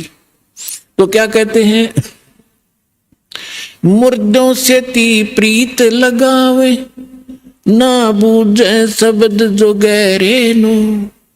मुर्दों से ती प्रीत लगावे, ना जाने सतगुरु मेरे नू। मैं तो दे दी है बालम बेरे नू, मैं तो दे दी है बालम बेरे नू। फिर क्या बताते हैं, श्वेत छतर सिर मुकुट विराजे। निराकार निराकार का ढोल पीट रखा था। कहते उस सफेद अरस कुर्स पर सफेद गुम्मट है, जहां सतगुरु, जहां परमात्मा का डेरा, वहां एक बहुत बड़ा सुंदर महल है परमात्मा का, उस बहुत सुंदर गुम्बद टाइप है, उसके अंदर परमात्मा विराजमान है। सिंहासन के ऊपर सिर पे मुकुट है और ऊपर श्वेत छत्र परमात्मा के तना हुआ है। श्वेत छत्र सिर मुकुट विराजे, देखत ना उस चेहरे नू। श्वेत छत्र सिर मुकुट विराजे, देखत ना उस चेहरे नो। ऊंची थलियां खेती बो ये भूल गए निज डेरे। ऊंची थलियां खेती बो ये भूल गए निज डेरे। अब क्या बताना चाहते हैं कि परमात्मा साकार है, मनुष्य सदृश्य है, सभी सदग्रंथों से दास ने प्रमाणित कर दिया आपके समक्ष। और जिन महापुरुषों ने भगवान मिले, सचखंड लेकर गए अपने निज स्थान पर, फिर उनको वापस छोड़ा, उन्होंने अपनी अमृतवाणी में एफिडेविट दे रखा है कौन है भगवान, कहाँ रहता है, कैसी सूरत है और क्या नाम है उसका। तो इन सभी प्रमाणों से आपको सिद्ध हो जाएगा कि कौन है भगवान और कैसी लीला करता है वो मालिक। तो यहाँ क्या बताते हैं कि आप जी जो साधना कर रहे हो अन्य देवी देवताओं की, पूर्ण परमात्मा की भक्ति ना करके किसी भी ब्रह्म की, पर सरपुरुष की, अक्षर पुरुष की, ब्रह्मा विष्णु महेश की, या दुर्गा या निरंजन की, तो ये तो ऐसी साधना है जैसे कोई किसान ऊंचे स्थान पर, थली पर, पहले वर्षा पर आधारित थे सभी मानव समाज, और उस समय गरीबदास जी ने भी किसान थे। गरीबदास जी जाट ग्रुप में, जाट जाति से थे, और अपने वहां के साथी जो किसान थे उनको भी समझाना था। इसलिए बता रहे हैं कि जो मैं भक्ति बता रहा हूं जिस भगवान की, उसकी साधना ना करके आप अन्य जो साधना कर रहे हो ऐसी है जैसे ऊंची थलियों पर, ऊंचे स्थानों पर बीज बो दिया, खेती कर ली, और जब थोड़ी बहुत वर्षा हुई तो उस थलियों का पानी एक समतल स्थल पर, डहर बोलते थे उसको, डहर, वहां आकर इकट्ठा हो जाता था, और उस स्थान को, डहर के अंदर पानी वर्षा भी और आसपास के ऊंचे क्षेत्र का उसी में आ जाता था। और उसमें जब बोई जाती थी फसल, जैसे ऊंची थलियों पर बोई हुई तो वो होती ही नहीं थी, और डहर में बीजा हुआ एक एकड़ में मनमाने 50 मन कनक हो जाती थी, और ऊंची थलियों पर 2 मन की भी नहीं होती थी मुश्किल से। तो क्या बताते हैं गरीबदास साहब जी, एक फॉर एग्जाम्पल बता रहे हैं कि तुम ऊंची थलियां खेती वो भूल गए निज डेरे नो। इस परम पिता परमात्मा सतपुरुष कबीर साहब की भक्ति ना करके आप अन्य देवी देवताओं की भक्ति करके ऐसी लाभ उठा रहे हो जैसे ऊंची थली पर खेती करने वाले किसान को कोई लाभ नहीं होता। और जो डहर में बीज बोता है, प्रयत्न दोनों एक जैसा ही करते हैं, तो उस डहर वाली यानी उपजाऊ जमीन में और समतल जमीन में घना लाभ होता है। तो समझाना चाहते हैं कि जो साधना हम बताते हैं वो तो डहर समझो। अब फिर बताते हैं,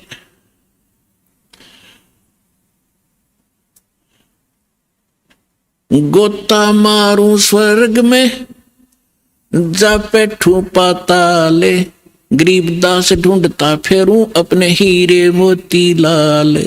चारों युग में मेरे संत पुकारे और कूक कहा हम हेल रे, हीरे माणिक मोती बरस ये जग चुगता ढेल रे। अब परमात्मा कबीर जी से प्राप्त ज्ञान को कैसे विश्लेषण कर रहे हैं गरीबदास जी।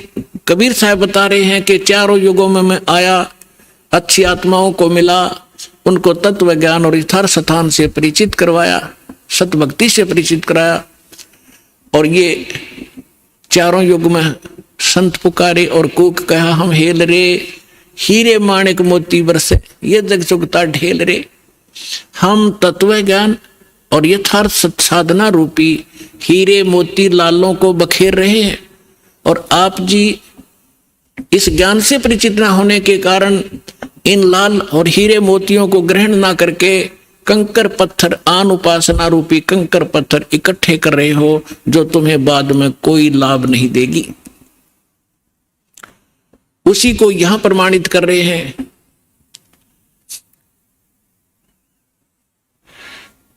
श्वेत छतर सिर मुकुट बिराजे, देखत ना उस चेहरे नु, ऊंची थरियां खेती बोवे ये भूल गए निज डेरे नु।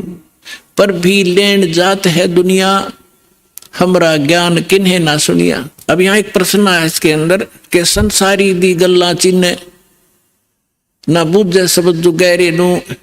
एक बहन आई, एक बहन ने हमारी दीक्षा ले ली थी। उस बहन की बहन जो है, उसका पति शराब बहुत पीता था, और जिस बहन ने यहाँ दीक्षा ली थी उसका भी ऐसी स्थिति थी। उसके पति ने शराब छोड़ दी थी और नाम ले लिया, और एक बिल्कुल स्वर्ग के तुल घर हो रहा था। तो उसकी बहन का वहां आना हो गया, जो दीक्षा किसी और से ले रखी थी, किसी दूसरे पंथ से, और साथ में दूसरी साधना भी करती थी अपनी जो परंपरागत प्रचलित। उसका पति शराब पीता था, बहुत पीटता था, कभी गली में भी खड़ी कर देता रात में शराब के नशे में। अब मैं बाहर खड़ी रहती हूँ, कुंडी लगा के भीतर पड़ के सो जाता, सवेरे उतरे शराब जब खुल कुंडी ने, इतनी दुखी हूं मैं। तो उस बहन ने कहा कि आप मेरे गुरुजी के पास चलो, वह नाम ले लो और तेरा पति भी शराब छोड़ देगा। तो वह बहन अपनी बहन के साथ हमारे पास आ गई करोथा आश्रम में। जब थोड़ी सी संगत थी, हम ऐसे बाहर बैठे सारा बैठे रहते थे, सारे 10 20 50 100 भक्त आते थे दिन में, मुश्किल से 10 20। तो मैंने पूछा बहन कहाँ से आई? तो उसने बता दिया मेरी सिस्टर है, और इसका पति बहुत शराब पीता है, और रोज पीता है, इसने बुरा हाल कर रखा है इसका, और नौकरी करता है, एक चवन्नी घर पर नहीं छोड़ता, सारी पी जाता है, बच्चे भी भूखे रहते हैं कई बार। तो मैंने कहा बहन फिर दीक्षा लेनी पड़ेगी आपने, भगवान फिर धीरे धीरे सद्बुद्धि देता है, परिवार के अंदर भगवान प्रवेश हो जाता है, और ये पितृभूत भी प्रवेश करके वहां उत्पात मचाते रहते हैं, फिर वो भाग जाते हैं, सद्बुद्धि आती है। तो मैंने पूछा आप क्या साधना करते हो? उसने बताया जी मैं ऐसे ऐसे धन धन सतगुरु अणा का नाम ले लिया, गुरु जी का ले रही हूँ 4-5 वर्ष से। तो हमने कहा बहन देखो चलो ठीक है, वहां जो तुमने नाम लिया, लेकिन अब यहाँ भक्ति, यहाँ नाम लोगे तो सब पिछली पूजा छोड़नी पड़ेंगी, ना बीड़ी पीनी, ना शराब, ना पीने के लिए सहयोग देना किसी को, और ना कोई व्रत रखना। मैं कहने लगा बहन बीड़ी क्यों पीती है तू? ने बोली जी बीड़ी मैं पहले ना पिया करती, नाम लेने के बाद पीने लगी। मगा कमाल की बात है, दीक्षा लेने पीछे पाछे छोड़ा करें कि बुराई ग्रहण थोड़ी करते हैं। तो उसने क्या बताया जी, जिस सत्संग में हमारे गांव में होता था सत्संग, हम वहां जाती थी तो वो सभी को बीड़ी वितरित करती थी प्रसाद के रूप में, एक प्लेट में डाल के, और साथ में एक माचिस और सींक रख देती थी, और न्यू क्या करती पीले पीले प्रसाद है। मैं ना पिया करती पहले, पर उन्हें शिकायत दी, पीने लगी, यह बीमारी और ला ली मैंने, तो इसको तो मैं छोड़ दूंगी। फिर उसने बताया कि मैं व्रत रखती हूं। मैं कौन सा व्रत रखती है? कि शुक्रवार का। मैं बोला बेबे बहन, ये सभी जो व्रत त्यागने पड़ेंगे जो भक्ति करना चाहती है। ने बोले जी व्रत ना छोड़ू मैं। उसकी बहन कहने लगी जब तक तू कह रही थी मैं सारी बात मान लूंगी, अब तू व्रत पड़ेगी। मैंने उसे पूछा बहन इस शुक्रवार का व्रत क्यों रखती है तू, किस लिए? तो वो कहने लगी कि मैंने कथा, क्या क्रिया होती है इसमें, क्या लाभ है इससे? वह कथा सुनाती है कि एक का पति विदेश चला गया था कोई काम धंधे के लिए। ऐसी कथा है संतोषी माता के व्रत, शुक्रवार के व्रत से क्या लाभ है वो बताने लगी। और फिर उसकी काफी वर्ष हो गए थे, उसके पति ने दूर चला गया, उसका भूल पड़ गई, घर नहीं आया। संतोषी माता एक बहन को दिखाई दी उसको, जिसका पति बाहर गया हुआ था दूर देश में, और उसने बताया कि तू मेरे 16 शुक्रवार के व्रत रख ले, तेरा पति घर आ जाएगा। तो उसने 16 शुक्रवार के व्रत रखे और 16वां शुक्रवार का जो व्रत था उसका पति घर आ गया। इसलिए उसकी पूजा करती हूँ। और मैं तेरा रोज आवर रोज गड़े, तो गड्ढे की शुक्रवार के व्रत ने अकल की चोर। चलो उसका तो पति दूर चला गया था, उसकी तो बुला लिया उसकी संतोषी माता ने, तेरा तो डेली आवर डेली गड़े तने, और फिर भी शुक्रवार का व्रत है कल तुम्हारे अंदर। तो यहां परमात्मा कहते हैं कि संसारी दी गल्ला चीने ना बूझे शब्द जो गहरे नु, सच्चाई से परिचित ना होना चाहते हैं और ऊंची थलियां खेती वो ये भूल गए निज डेरे नु। फिर क्या बताते हैं कि ये संसार समझदा नहीं कहंदा श्याम दोपहरे नु। अपने आत्माओं 7-8 सत्संग यहां से हुआ था। भाई तन दर सुखिया कोई ना देखा, जो देखा सो दुखिया हो, उदय अस्त की बात करते हैं, मन सबका किया विवेका हो, सबका किया विवेका हो। यहां पर कहते हैं झूठे सुख को सुख है ये मान रहा मनमोद, ये सकन से बिना काल का कुछ मुख में कुछ गोद। तो क्या बताना चाहते हैं आदरणीय गिरिदास साहिब जी कि ये संसार समझदा नहीं कहंदा श्याम दोपहरे नु। जैसे एक शराब पिए पड़ा था, जेठ जून का महीना, हरियाणा क्षेत्र, पंजाब, राजस्थान, उत्तर प्रदेश। इसमें जून के अंदर एक भयंकर गर्मी गिरती है और शराब पी कर बाहर पड़ा बिल्कुल मैदान में। और उसका साथी कहता है कि उठ ले भाई, बहुत दुखी है तू, मुंह में झागा रे, पसीना पसीना, रेते में लेटा हुआ है, उठ तुझे छाया में लेटा देता हूं। वो शराब के नशे में कहता है छेड़ना मौजूरी है, वहां धूप में पड़ा है, रेत के अंदर पड़ा है, पसीना पसीना है, और उसको कहता छोड़ दे मौजूरी है। तो परमात्मा कहते तुमने भांग पी रखी काल की, कबीर ये माया अटपटी सब गट आनड़ी, और किस किस ने समझाऊं या कुआ भांग पड़ी। तो ऐसे हम इस दुख को सुख मान रहे हैं इस नशे के अंदर। फिर क्या बताते हैं, जैसे एक रिश्तेदार दूसरे रिश्तेदार को यानी मित्र या रिश्ते रिलेटिव को कोर्ट में मिला कचहरियों में, और वहां मिलते ही हाथ मिलाते हैं और कहते और क्या हाल है, अकमौज हो रही है। कोर्ट में मौज का क्या काम, वहां तो घी बंधी रहती है, कोर्ट में भी मौज है। वहां गए हैं व्यक्ति को 2 मिनट में चिंता रहती है, वकील नहीं आया, गवाह नहीं आया, फलाना नहीं आया, और फिर और क्या हाल है, ठीक ठाक मौज है। कोर्ट में जाने वाले व्यक्ति को भी मौज है। फिर हॉस्पिटल में गया, किसी का कोई बच्चा बीमार था, मित्र आए वहां मिलने के लिए। अब उससे पूछते हैं और ठीक है, अपना लड़का तो बीमार है बाकी मौज हो रही है, लड़का मरने को हो रहा है बाकी ठीक ठाक है। तो परमात्मा कहते हैं ये संसार समझदा नहीं कहंदा श्याम दोपहरे नो। जैसे जेठ का महीना और दोपहर के समय को, और कोई ये कहे कि ठंड सी लग रही है, तो उसने शाम देखी नहीं है। तो शाम के समय जो शीतलता होती है, तो दोपहर के समय वो धूप में जला हुआ भी ये कह रहा है कि कहंदा श्याम दोपहरे नु, यानी इस दुख को तुम सुख मान रहे हो, झूठे सुख को सुख कहे ये मान रहा मन मोद, ये सकल चबीना काल का कुछ मुख में कुछ गोदे। फिर क्या बताते हैं परमात्मा भाई सुरपति दुखिया भूपति दुखिया, रंग दुखी बपरीती हो, कह कबीर और सब दुखिया, एक संत सुखी मन जीती हो, संत सुखी मन जीती हो।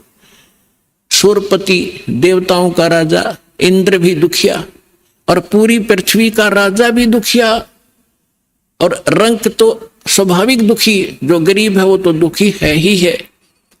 तो परमात्मा ने बताया है, कहे कबीर और सब दुखिया, एक संत सुखी मन जीती हो।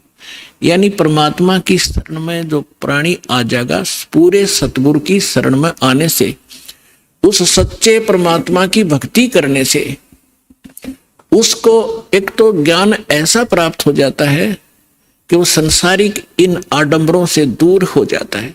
उसको ज्ञान ऐसा निर्मल मिल जाता है कि ऐसा निर्मल ज्ञान है, ये निर्मल करे शरीर और ज्ञान मंडलीक है, भाई चकवे ज्ञान कबीर। उसको ज्ञान ऐसा मिल जाता है कि यहाँ तक पीछा छुड़वाएं पार पड़ेगी, ना कोठी की घनी आवश्यकता, ना बंगले की, ना ज्यादा यहाँ अटपट चले नहीं, क्योंकि हमारे परमात्मा सारी ब्रह्मांड के पालक, सबके रचनहार, एक झोपड़ी में टाइम पास करा करते और हाथ से कपड़ा बुनकर निर्वाह करके दिखाया करते थे, जो सबका पालन करने वाले। नहीं तो वो एक वचन से एक बहुत बड़ा महल बना सकते थे, उन्होंने ईंट सीमेंट डालने की जरूरत नहीं थी। वो हमें ये बताना चाहते थे, इस गंदे लोक से निकलना चाहते हो तो यहाँ की बकवाद छोड़नी पड़ेगी, केवल यहाँ से जन्म और मृत्यु का छुटकारा चाहिए आपको, तो ये भक्ति कर लीजिए।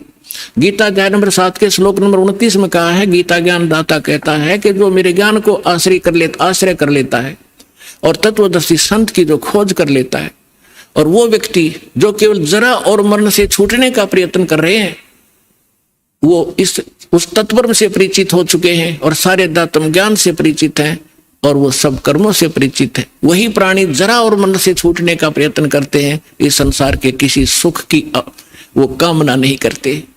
तो यहाँ इस आने से आपको ये ज्ञान हो जाएगा और फिर ये समर्थ है।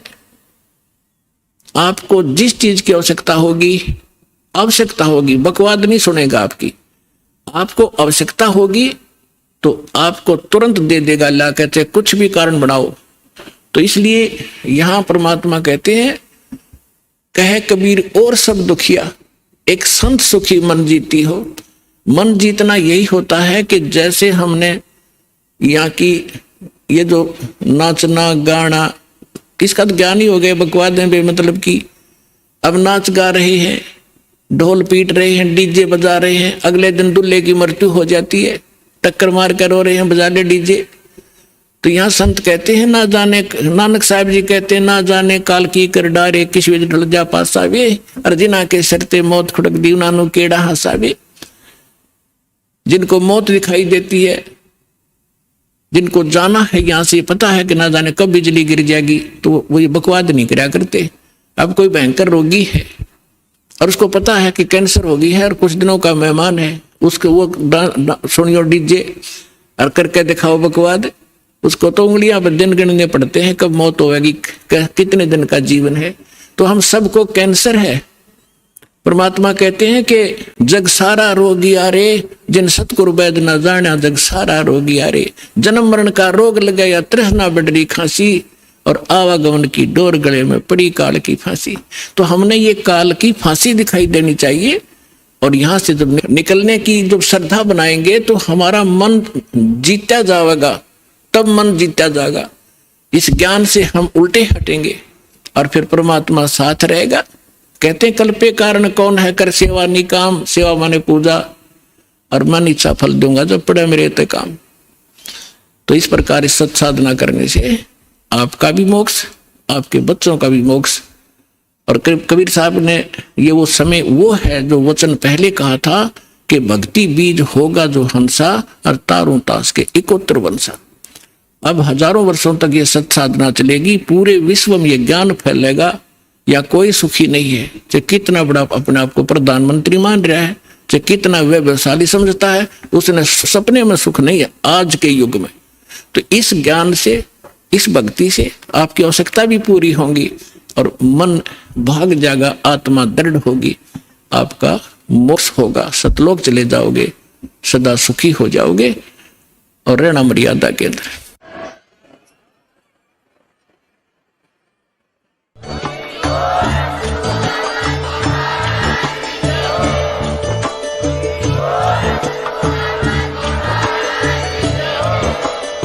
आप सुन रहे थे जगत गुरु तत्वदर्शी संत रामपाल जी महाराज जी के मंगल प्रवचन। अधिक जानकारी के लिए विजिट कीजिए हमारी वेबसाइट www.jagatgururampalji.org। संत रामपाल जी महाराज जी के शुभ आशीर्वाद से पूरे विश्व भर में 500 से भी ज्यादा नाम दीक्षा केंद्र हैं, जिन पर संत रामपाल जी महाराज जी द्वारा ऑनलाइन निशुल्क नाम दीक्षा दी जा रही है। अपने नजदीकी नाम दीक्षा केंद्र का पता करने के लिए संपर्क करें 8222880541।